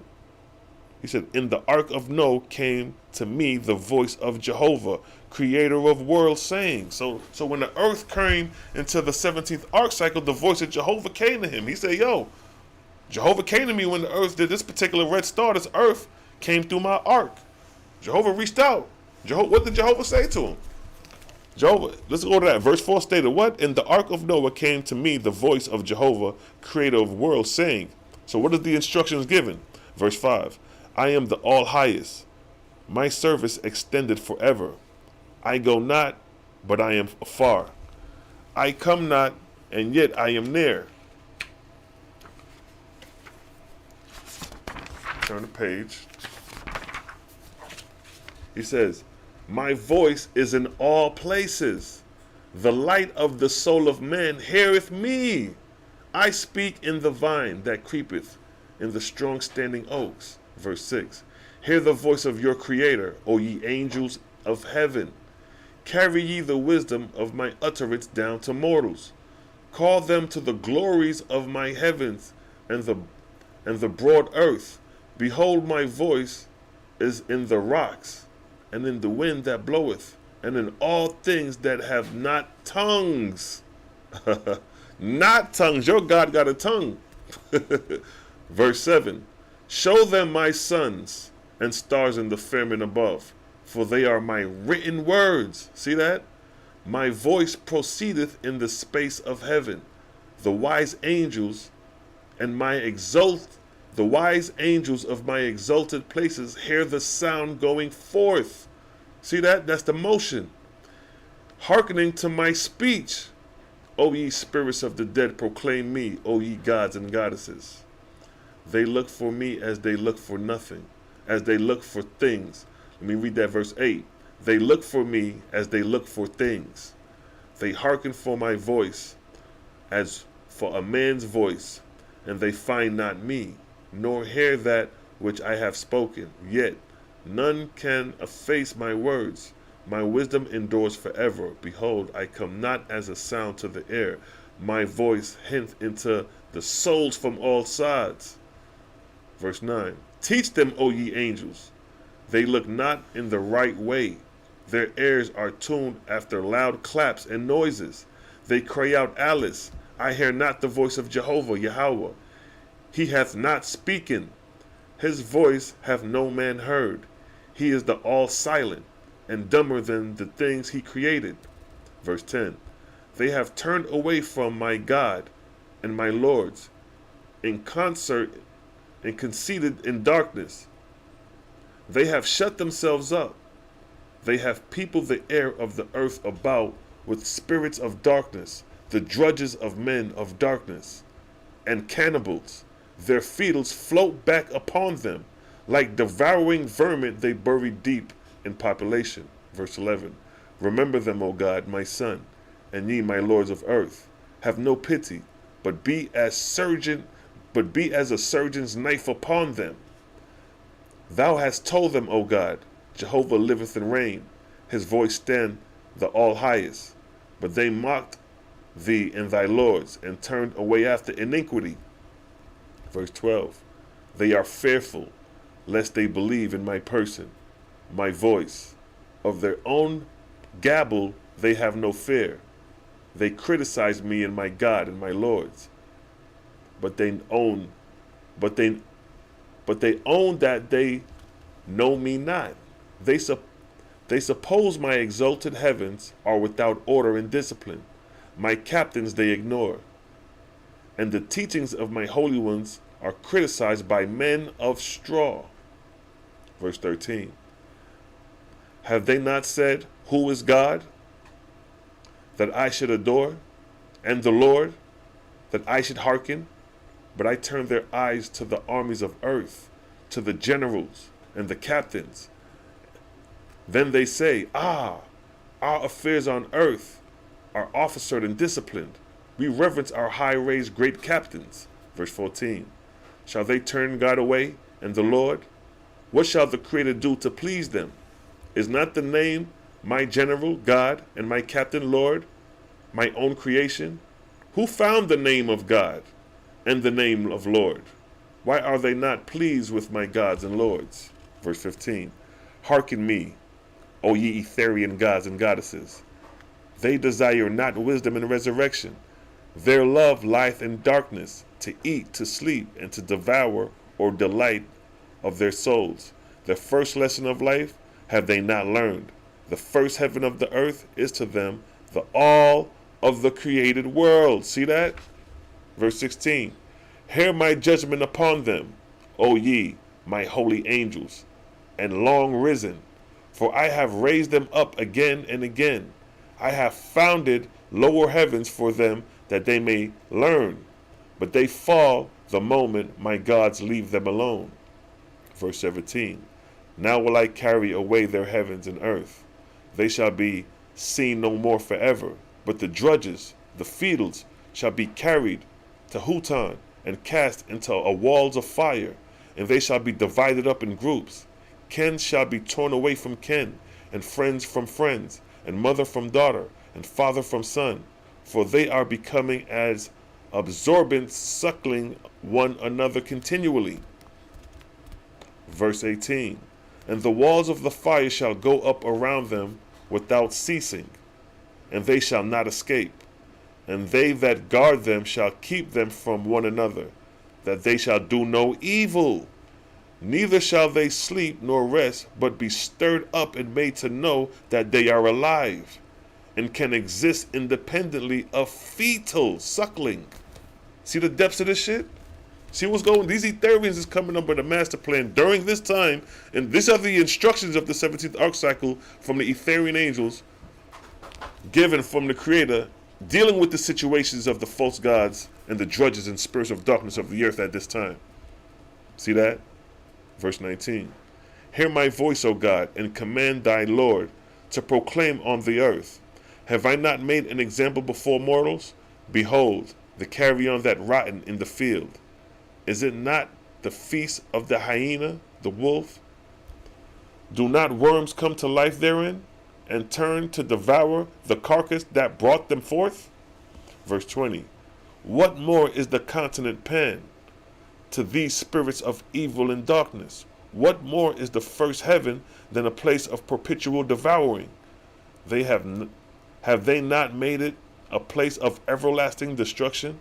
They visit their evils upon mortals. The young children cannot escape them, nor the middle age, nor the old man or woman. Verse 21. The heavenly kingdoms founded by gods and lords have become pest houses for drudges and feetles. There's no place left for founding the upright and virtuous in heart. See that? They telling you the conditions during the earth and its heavens in the 17th arc cycle. This is the reason. This is during the sinking of Pan. This is why the sinking of the Pan took place, because the condition of man at this time. Verse 22. Are my gods and lords servant to an evil world?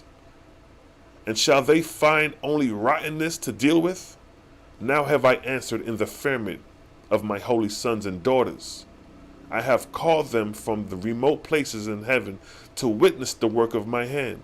For as I made the earth and its heavens, so rule I over it to the same end for which I created it. The Creator's a cold-blooded mother sucker, right? He said the same way I created it, I could cut this and demolish it, and I could bring witness to see the power of my hand. See that? But he ain't doing this out of ignorance. He's doing this to preserve the planet and to take away these spirits of darkness, to wean them away from evil. Huh? We're going to keep going? Where we at? Let's go to verse 23. When they are short of my measure, I length them out. When they run foul, I prune them to my own liking. For they are mine. Behold, the fool hath said, Jehovah hath made a failure. Behold, the Creator created a world for a certain purpose, but it run foul of his mark. Here it is. Verse 24. Hear me, O God, and through thy lords answer them answer him in his conceit. See, that's why I say when I stoop down to these niggas, see Jehovah say, oh, they niggas want to play? I can stoop down to your level and show you wisdom too. That's why I stoop down to these niggas' levels when they act stupid and play them out in their own game. So again, verse 24. Hear me, O my God, through my lords. Answer him in his conceit. Did I not quicken man into life in my own way? At zero created I him. And I said, two roads have I made, O man. One leadeth to everlasting life, and the other to everlasting darkness. Verse 25. Now have I shown him the darkness. It is my witness whereby man knoweth my word is all truth. Wherefore then should I not create the world and man and angels, that they go down in everlasting darkness? Is it not by darkness and pain I push man forward?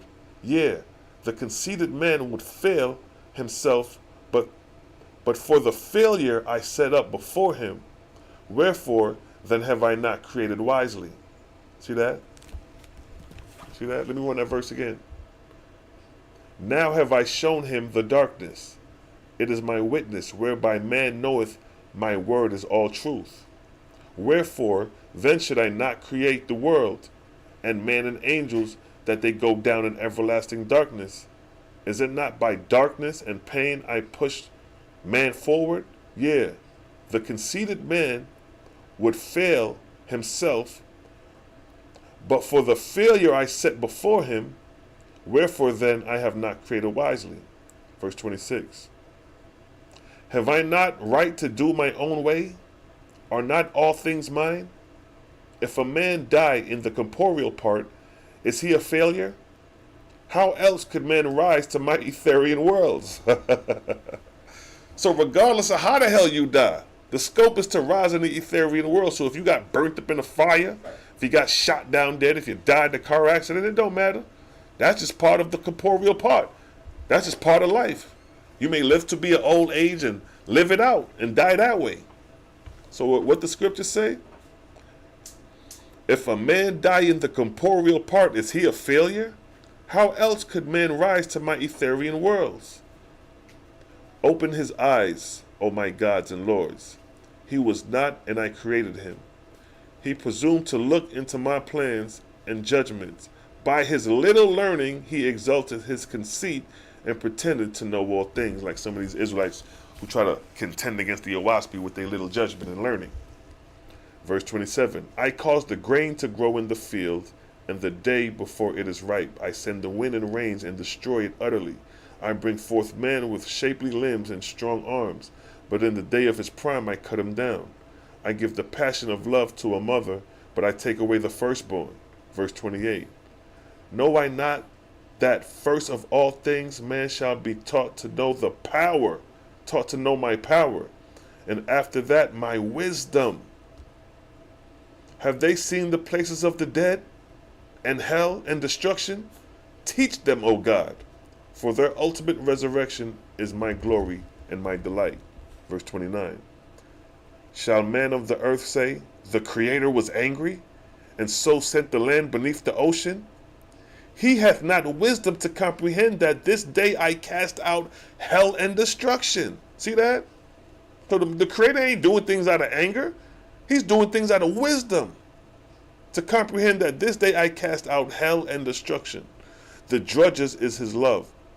And as vampires they feed upon each other to the ruin of both. Verse 30. But I know what is for their own good, and my decree hath gone forth. See that? Jehovah ain't playing no games. Jehovah ain't playing no games. This was the decree during the time of the 17th arc cycle, showing you the nature and conditions of the spirits of the dead at that time, the nature and condition of man at that time, and the reason why the continent had to be sink underwater and how they had to be delivered. All that is explained and expressed. You dig? That's how we vibes, yeah? Ross word, what do you say? What do you say? Respect, you know? Yes, respect. Perpetual progression, always. We are reading in 8th. Yes. 8th is the book. The book of 8th. So we just read the conditions of man during this time period. So we're gonna take our vibes, yeah? Because it's a vibes. We're gonna read some more still, yeah?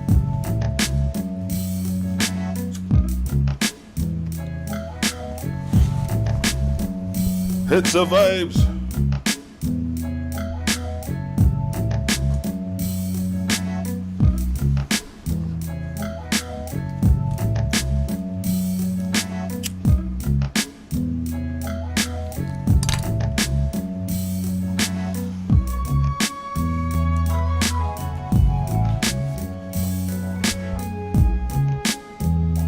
And notice it stated that it says, man of the earth shall say the Creator was angry. See that? So the Creator is using wisdom, showing you that he's already thinking how man is going to perceive him. Thinking that he is angry because of this and that. The Creator ain't dealing with no anger, no passion. The Creator is using wisdom and far-seeing the event of things and to prevent certain casualties by preserving, by doing certain things such as that. Sinking a pen.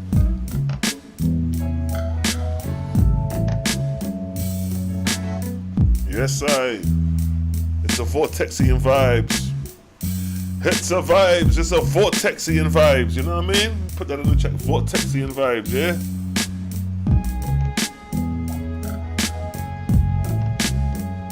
It's a vibes.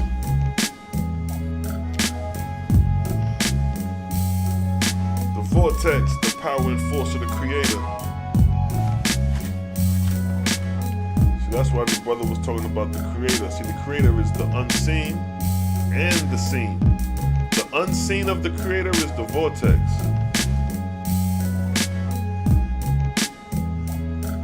The unseen is the Creator of the vortex, the power of the vortex. It's a vibes.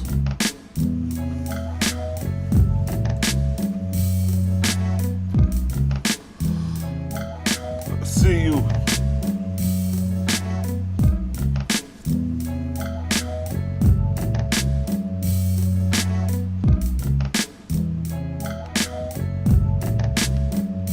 It's a vibes.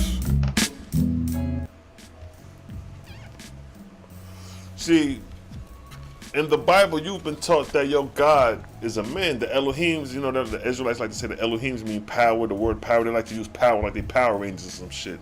Not knowing the power is a goddamn abstract word. You know, Eastern thinking would never use a word like power because power can't be, you have to demonstrate the word. You know what I mean? So, in creation, everything has a demonstration. So the Creator shows that the power of creation is demonstrated through nature.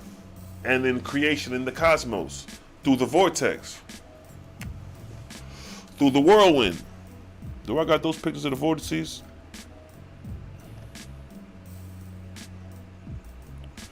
If I don't, I'm sure I can pull them up though. Where that shit came from? Let me see.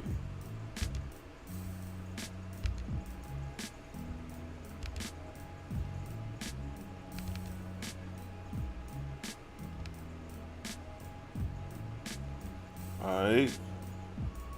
Cause it's a vibes. See that?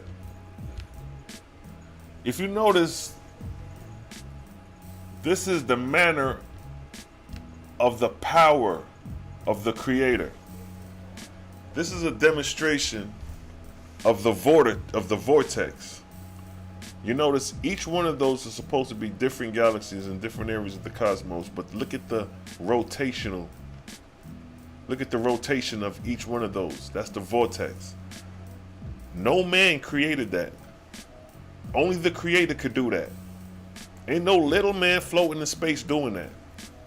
Like in the Bible where it say God said, let us make man and all that. God is a man.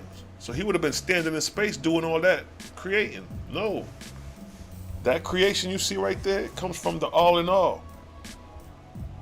The very vortex and the blackness behind all that is the Creator. The seen and the unseen. So now, in the book of Jehovah, chapter 1, it states, verse 1, all was, all is, all shall ever be. The all spoke, and motion was, and motion is, and motion shall ever be. Being positive was called he and him. The all motion was his speech. So the very chapter 1, verse 1 is talking that the Creator encompasses all. In creation, that which encompasses all is air, gas. That encompasses all. But now this gas, which encompasses all, is given a motion. And when this motion is given, it is driven in the form of a vortex, a circle, as you see here. And to back that, in the Oahspe, in the book of Jehovah, chapter 3, verse 1, thus spoke Jehovah, by the light of Cosmon proclaim he these things amongst the nations of the earth. Verse 2, man looked upward in prayer, desiring to know the manner of all created things, both on earth and in heaven. And Jehovah answered him, saying, verse 3, the whirlwind made I as a sign to the manner of my created worlds. So what you seeing right there, those vortices, is in the manner of the whirlwind we see in nature. Yeah, I know what a whirlwind look like, but let me see if I got the picture, because illustration is everything. You know what I mean? Do I got the picture of a whirlwind? Let me see if I got the whirlwind in here.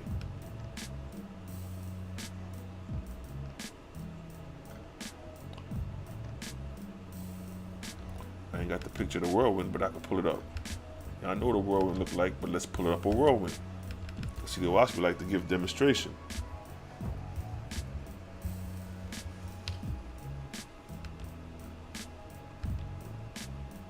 So, all right, I got a whirlwind now.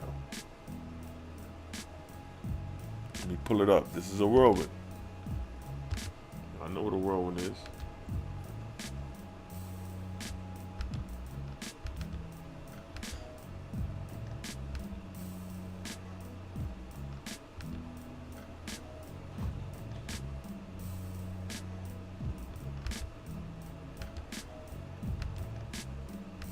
Boom. There go the whirlwind, right? So that's the whirlwind. That's the whirlwind right there. So what did the verse say again? Verse 3 states, the whirlwind made I as a sign to man of the manner of my created worlds. So that's a whirlwind right there. Now when you look at a whirlwind from the top, it looks just like what you see right there. Like them vortices and galaxies. Let me pull up a whirlwind from the top, because it's going to be the exact same thing.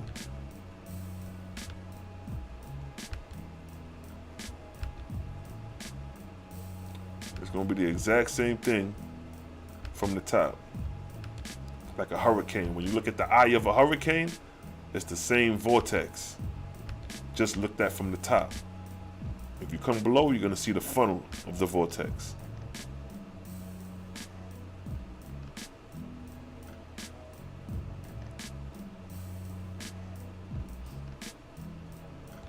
So right here, like the top of a bung. See that?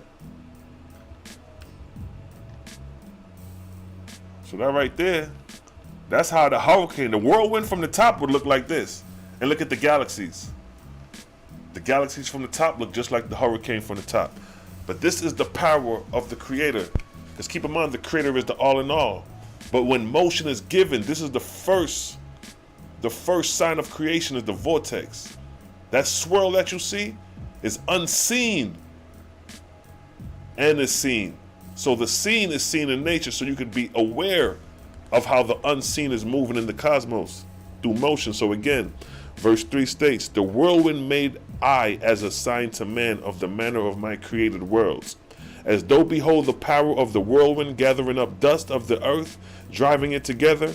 Know that even so do I bring together the Ajah, the Jaya, and the nebula in the firmament of heaven. See that? So the firmament of heaven is the ones you have right there, and the examples you have in nature is the tornado and the whirlwind and the hurricane. But the examples in the cosmos is the galaxies, and there you have the demonstration, as above, so below. Same swirling vortex. And then it states here, by the power of the whirlwind created I the corporeal sun, moon, and stars. So now it's said by this power of the vortex, it's responsible for creating the sun, moon, and stars. So let's get a glimpse of an illustration of the solar system.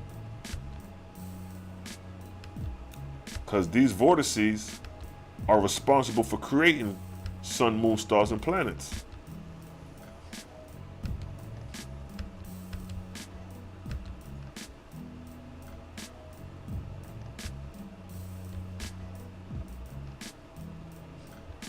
So let's examine what the verse stated again. So that's the solar system. That's the planet, the solar system and its planets, the sun being the head. So now it stated what? What did the verse say? By the power of the whirlwind created I the corporeal suns and moons and stars. See that? And I commanded man to name the whirlwinds in the Etherian firmament, and he named them vortices and works. According to their shapes named he them. Verse 4. By the power of rotation, swift driving forth in the extreme parts, condense I the atmosphere worlds that float in the firmament, and these become my corporeal worlds. See that? In the midst of the vortices made I them, and by the power of the vortices I turned them on their axis, and carried them in the orbits I allude to them.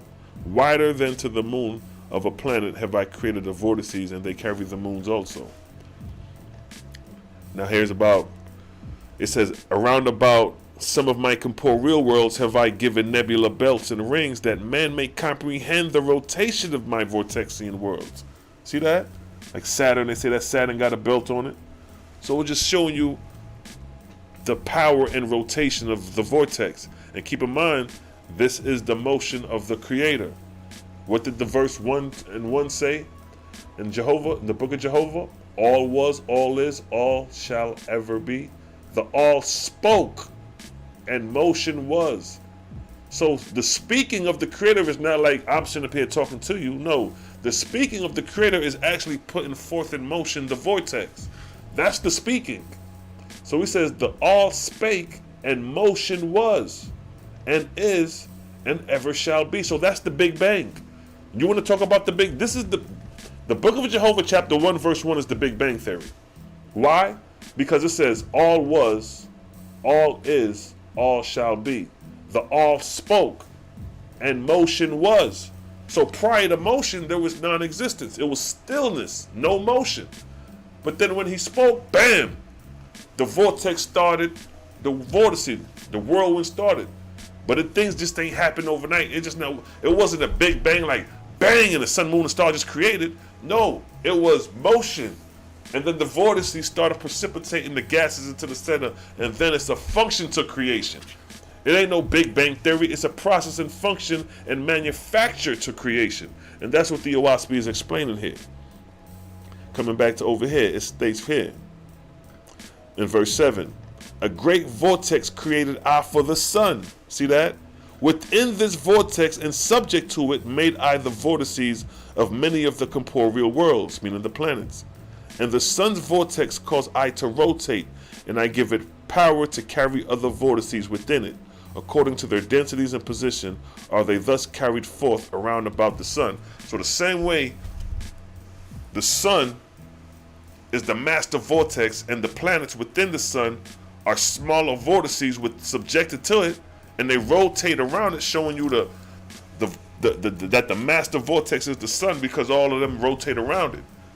So that same concept exists with the galaxies in the cosmos, in the etherian and in the firmament. Their central suns and their sub-vortices or worlds within those central suns and etheria that are inhabited just like us. So as above, so below. The process of creation is the exact same way in the corporeal and in the etherian.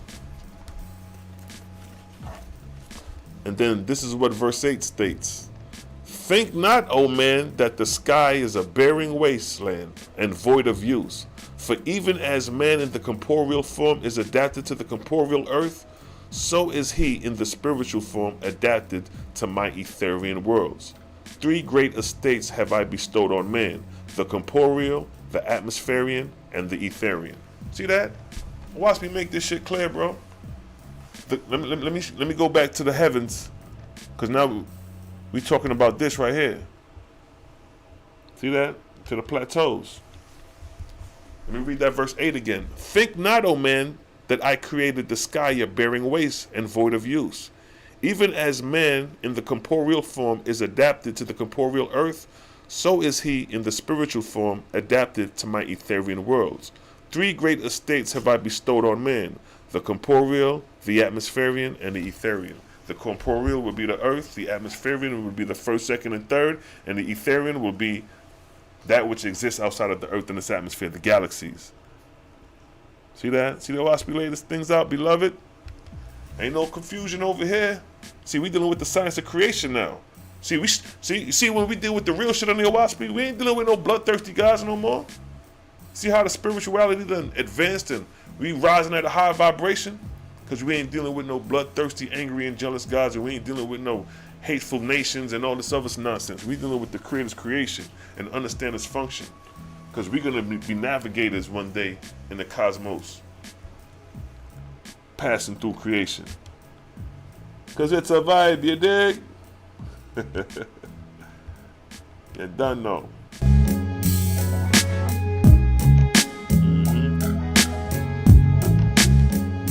It's a vibes.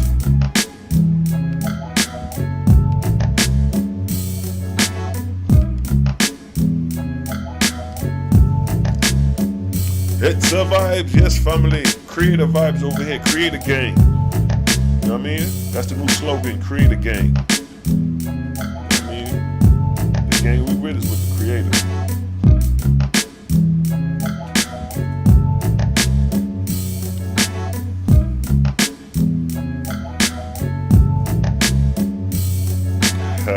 Don't want the music then.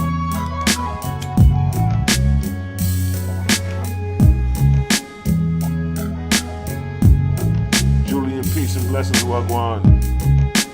Big ups. You done know the ancestors are alive and well in spirit. Big up to the righteous ancestors. And may the ancestors that have fallen into darkness, may they be redeemed and lifted back up into righteousness. Misha, what's good? I see you, family. It's the vibes. Yes, positive vibrations over here. Not no bloodthirsty gods over here. Righteousness. Creator righteousness.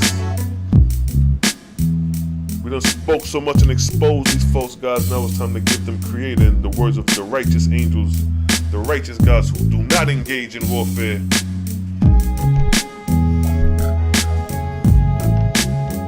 The non-engagers of warfare, the non-resistance. The true God of heaven and earth is non-resistant.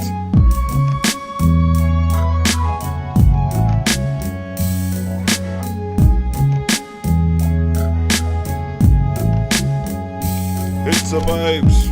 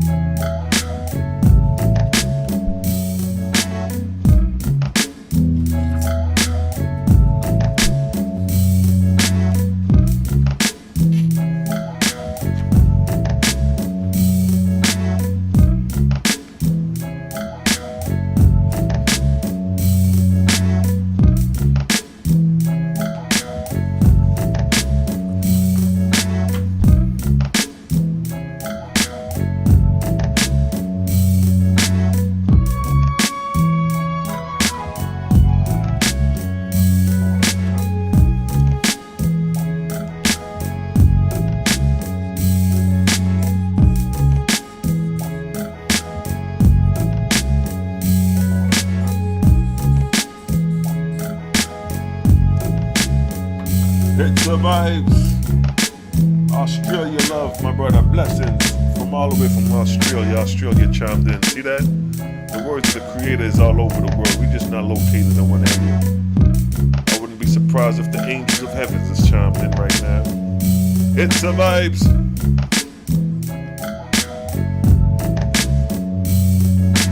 Come on, let me vibe out, yo. Let me vibe out. You dig?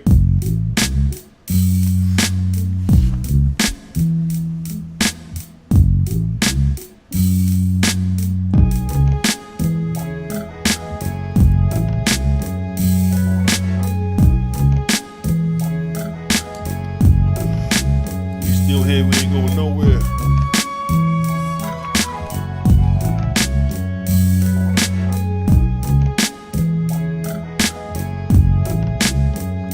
It's the vibes.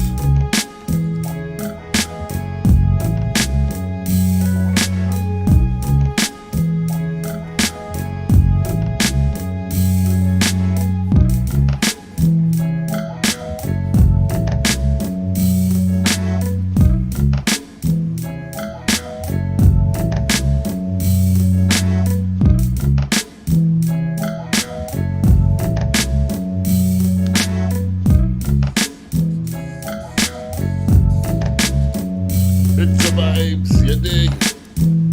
Your boy Selah, Shalom, another place, vortexian currents, vortexian vibes, you dig? Vortexian vibes.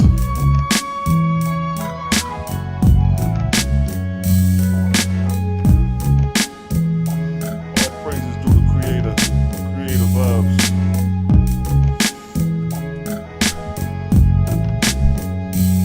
All praises due to the Creator.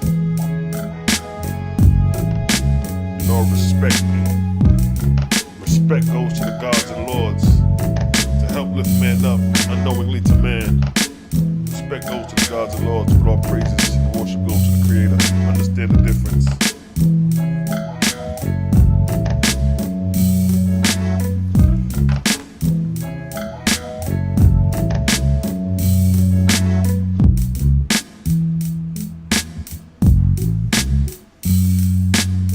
Now, mermaids, I'm not sure about them things there. But when you live in the world, and the world hasn't been fully investigated, ain't no telling what lies beneath the sea. Because even in the Oahspe, it states that the serpent was the first creation before man, before animal. The very first animal created on the planet was the serpent. The reptile, the snake, the sea monster. Let's get that in the Book of Inspiration. Let's find that real quick. So ain't no telling what lies beneath. And then Oahspe talks about monstrocytes in the first age, although most of them died out, but it spoke the cross between animal and man. Oahspe talk about that. So you may find you a unicorn, you know, a half human, half horse body ass nigga and shit, because The first arc cycle, the first 3,000 years after the creation of man, oh nigga, it was foul. Man was at his lowest. Man was animal for real. Animal man. This nigga humping anything. He humping anything that he don't know yet. He don't know better. He ain't been taught yet. The first races of man, boy, they was low. They was in total darkness, total ignorance of who they were. No language, no comprehension. All they have is the animals to mimic. Oh yeah. See, that's the savagery, the barbarianism, the debauchery of the flesh, the animal. Ain't no rules to this shit in the animal kingdom. It is what it is. Your ass will get ate if you don't take the right precautionary measures.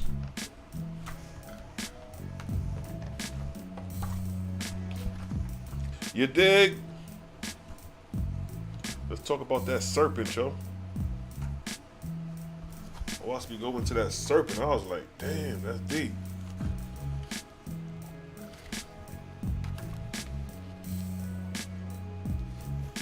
I was like, that's deep. Talk about that serpentine. Find that serpentine for y'all.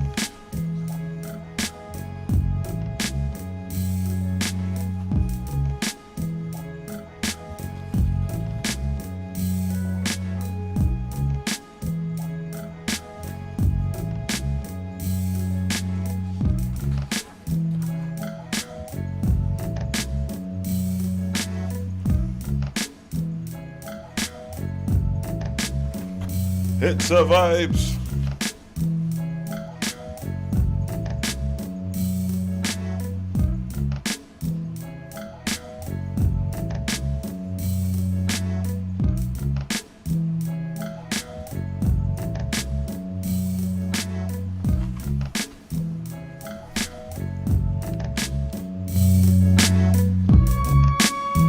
We got some volume, yeah. Till we find my vibes.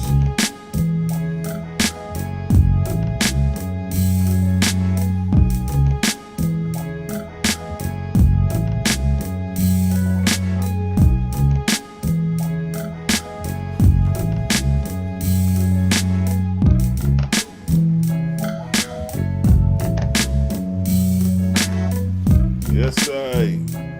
Big up yourself, large up yourself, family.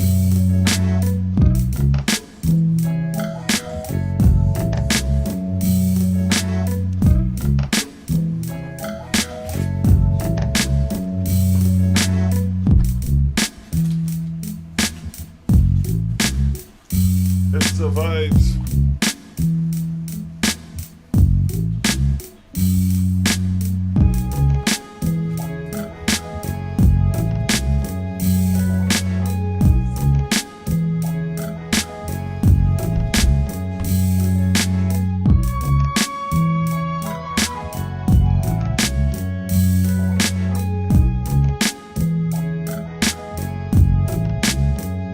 It's the vibes. Yes, family. Back at it, you dig? So check it.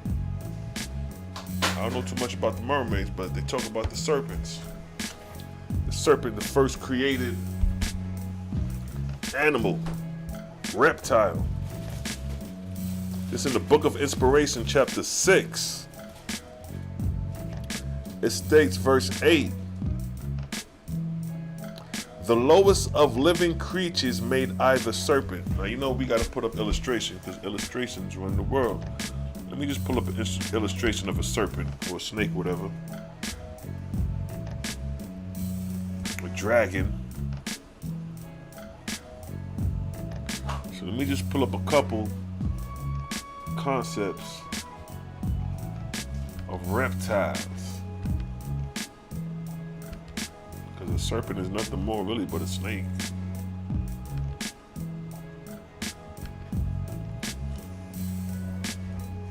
Komodo dragons and all that, same family tree, right? So let me see here. Talk about that serpent. In Genesis, it talks about the serpent in the beginning. You know what I'm saying? The sea serpent.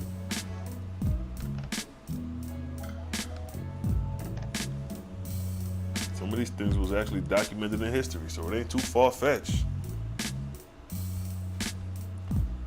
When we talk about the sea serpent,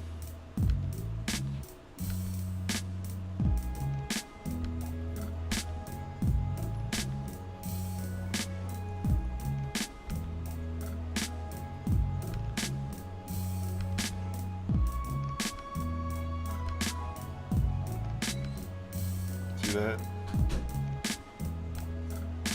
See, in the early 17, 15, 1600s, they were depicting these big-ass sea serpents. And this is modern time. This is in the Cosmon era.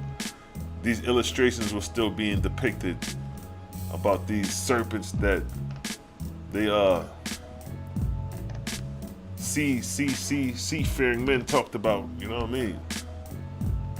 So they got an illustration of the serpent, which is none other than a snake. All that shit is the same family, different variety of species.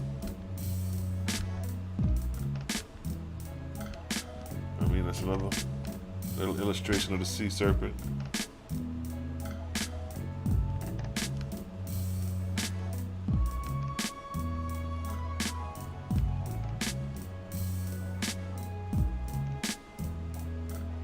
Bring this down some. There we go. All right, so there, you know, we got the serpent, an ancient, very, very old species. And the Oahspe touches on it. The Bible touches on it, but it's more allegorical. But the Oahspe touches on it as an actual creature that existed, an actual species. So now, again, we in the Book of Inspiration, chapter 6, verse 8, it states, "The lowest of living creatures made I the serpent, for I gave to him an element capable of destroying himself." Verse 9, "When the earth was encircled with poisonous gases, I created poisonous vines and weeds and trees and all kinds of herbs rich growing upon the earth." Verse 10, "Thus from the destroying gases and from the earth's substance created I the vegetable world. And in that day all growing things upon the earth which I had created were poisonous as to animal life." You remember I told y'all about the inhabitable age? The only way man can sustain his existence on the inhabitable age if the vegetation has to maintain a certain pH that is suitable for you to even digest. So the soil has to be a pH of 7, using this as a basis, for that vegetation to grow over the soil that's alkaline, for you to have a suitable fruit tree or herb. But if the pH of that soil is like 2 on the pH scale, strongly acidic, and any vegetation growing over that would be poisonous and unsuitable to the human body. So at one point in the process of creation, before vegetation was alkaline, when it was more acidic, just like a fruit, the fruit, unripe fruit is more acidic. But when the fruit becomes ripened, it's become more alkaline. See that? So it's a process from acid to alkaline. So it's a process from poisonous or unsuitable to suitable. See that? And it has to deal with the soil, because the soil dictates the vegetation. So if the soil ain't right, the vegetation ain't gonna be right. If the soil on point, the vegetation ain't gonna be on point. Make it make sense? If the soil is acidic, if the soil is strongly acidic, it's gonna produce strongly acidic poisonous plants. If the strong is highly acidic, it's gonna produce highly edible plants. That's the science. That's geography. That's agriculture. But this is before all that. This is the Creator's creation, right? So let's go through that again. So again, let's go back to verse 9. "When the earth was encircled with poisonous gases, I created poisonous vines and weeds and trees, all kinds of herbs rich growing upon the earth." Verse 10, "Thus from destroying gases from the earth's substance created I the vegetable world." And in that day all growing things upon the earth which I created were poisonous as to animal life. Verse 10. So before the animals, because like I said, you cannot have no animals without having a source of vegetation. Even in the water, they got they got seaweeds for water animals to eat. If they don't got nothing to eat, they can't sustain themselves. So the first creature created after the vegetable kingdom, which was still poisonous at the time, is stated what? Verse 11. I'm going to go to verse 10 and again, I'm going to go straight to verse 11. Verse 10. Thus from the destroying gases from the earth substance created I the vegetable world. And in that day all growing things upon the earth which I created were poisonous as to animal life. Verse 11. Then I created the serpents of all sizes, created I them, and they were poisonous also. See that? They are product of that era. Verse 12. And the serpent I created were carnivorous, feeding upon one another, self-impregnating, created I them. You see that?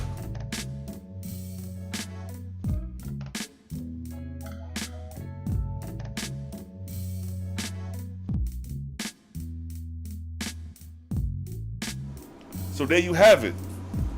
The serpent was the first created creature, poisonous, right after or during the vegetable kingdom, or when vegetation was still poisonous before it was suitable. So the serpent was created in that era, where things were still unstable for actual land animals to proceed. And then it stated, and the serpents I created were carnivorous, feeding upon one another, self-impregnating, created I them. Verse 13. Thus drove I the poison of the air down into vegetables, and thence into the animal world. Thus I purified the air of heaven. Look at that. So prior to the vegetable kingdom, the atmosphere was poisonous as well, because it was still going through its process of purification, or the process of creation.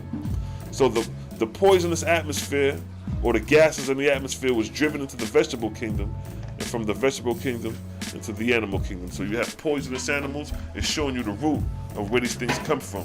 Venomous snakes shows you the root of the venom and the origin of where these venomous snakes come from. See that? As far as the venom, the poison.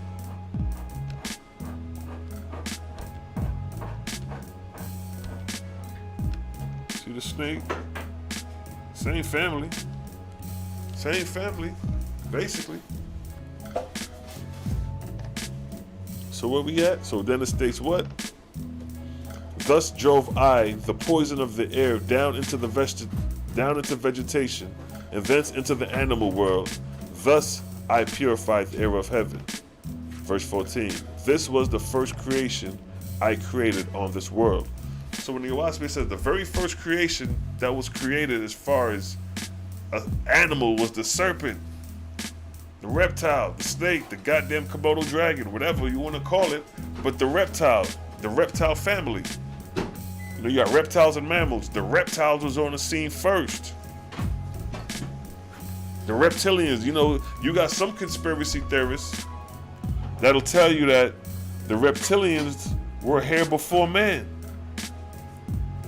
The Alpha Draconans or the reptilians, the Greys and all them, not too much the Greys, but the reptilians, they'll tell you that they was here before man. But here in the Oahspe, it validates the point that these serpents were first created before any other animal. So it's stated what? So let's run that from verse 8 to verse 14. The lowest of living creatures made I the serpent, for I gave to him an element capable of destroying himself. Verse 9. When the earth was encircled with poisonous gases, I created poisonous vines and weeds and trees, all kinds of herbs, rich growing upon the earth. Verse 10. Thus from destroying gases and from earth substance created I the vegetable world. And in that day all growing things upon the earth, which I had created, were poisonous as to animal life. Verse 11. Then I created the serpent of all shapes, of all sizes created I them, and they were poisonous also. Verse 12.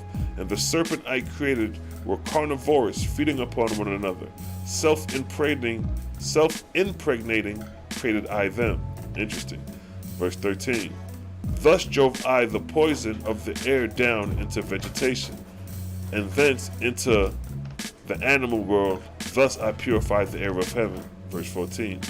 This was the first creation I created on this world. See that? The serpent was here first. So in the story of Adam and Eve and the serpent, when the serpent came creeping, that nigga been there. He was there before Adam and Eve. Just speaking on that theological concept. So verse 15 states, Then I overcast the earth with falling nebula, and covered up the poisonous growing on the earth, and they were turned into oil and coil. What?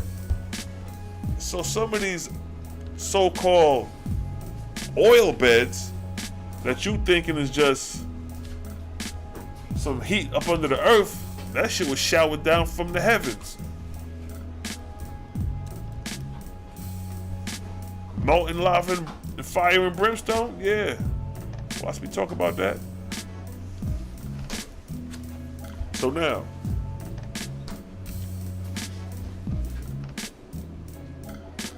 it says, Then I overcast the earth with falling nebula and covered it up, the poisons growing upon the earth, and they were turned to oil and coil. Verse 16. Then I made a new creation. This is the second creation. So there was the first creation, and then there was an event that took place. Falling debris, falling nebula. Let me just pull up a picture of the falling debris.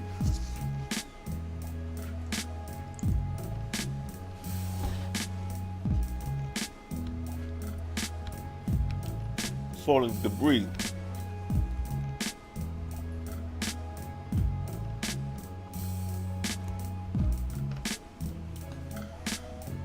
Alright, so let me just pull up a little picture.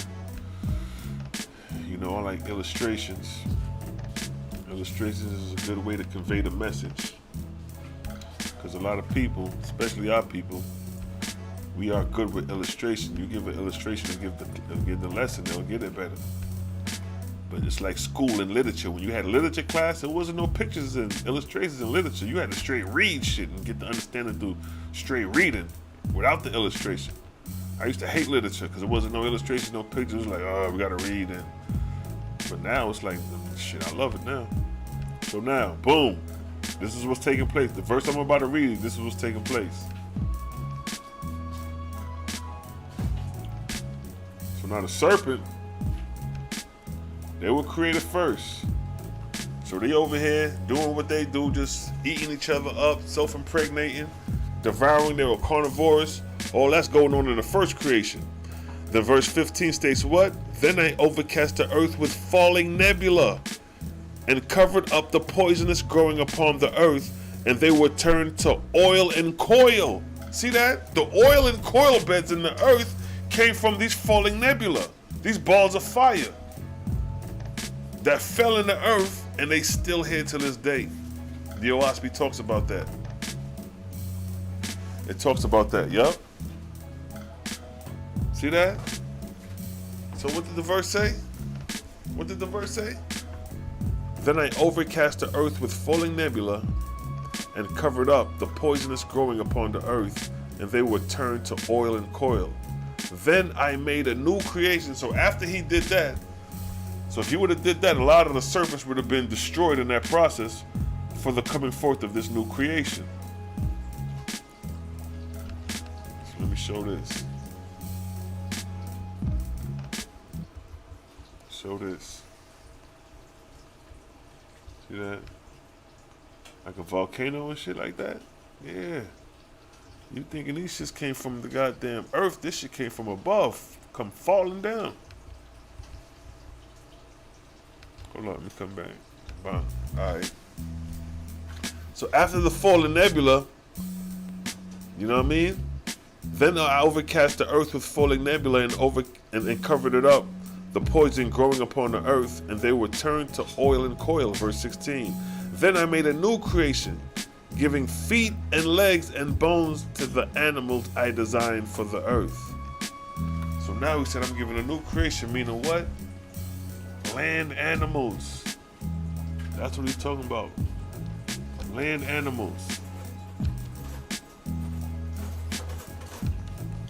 He's talking about land animals now. Animals with feet, because the serpents ain't got no feet. They just withering around. But it says what? Then I made a new creation giving feet and legs and bones. See that? Now you're talking about, let's see.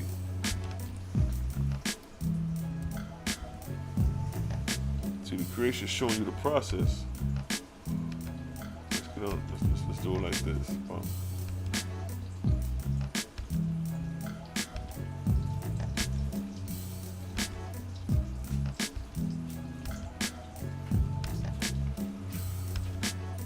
So now, reiterate the verse with this right here.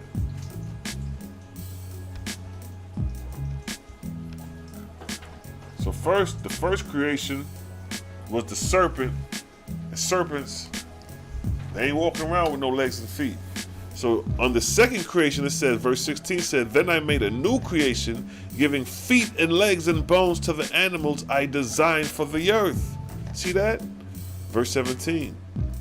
And when the earth was ripe for man, then I created him. Male and female created I those of the second creation. So first you had the serpent, then the animals with feet, bone, and then came man. See, the Oahspe is laying you the order down of creation. That's the interesting part. Because it survives. You dig? Yeah, man. That's the beauty about the Oahspe. Yo, we can touch on these things and vibe out. So let me vibe out for a minute. Then play the music then, yeah? Yeah. It survives.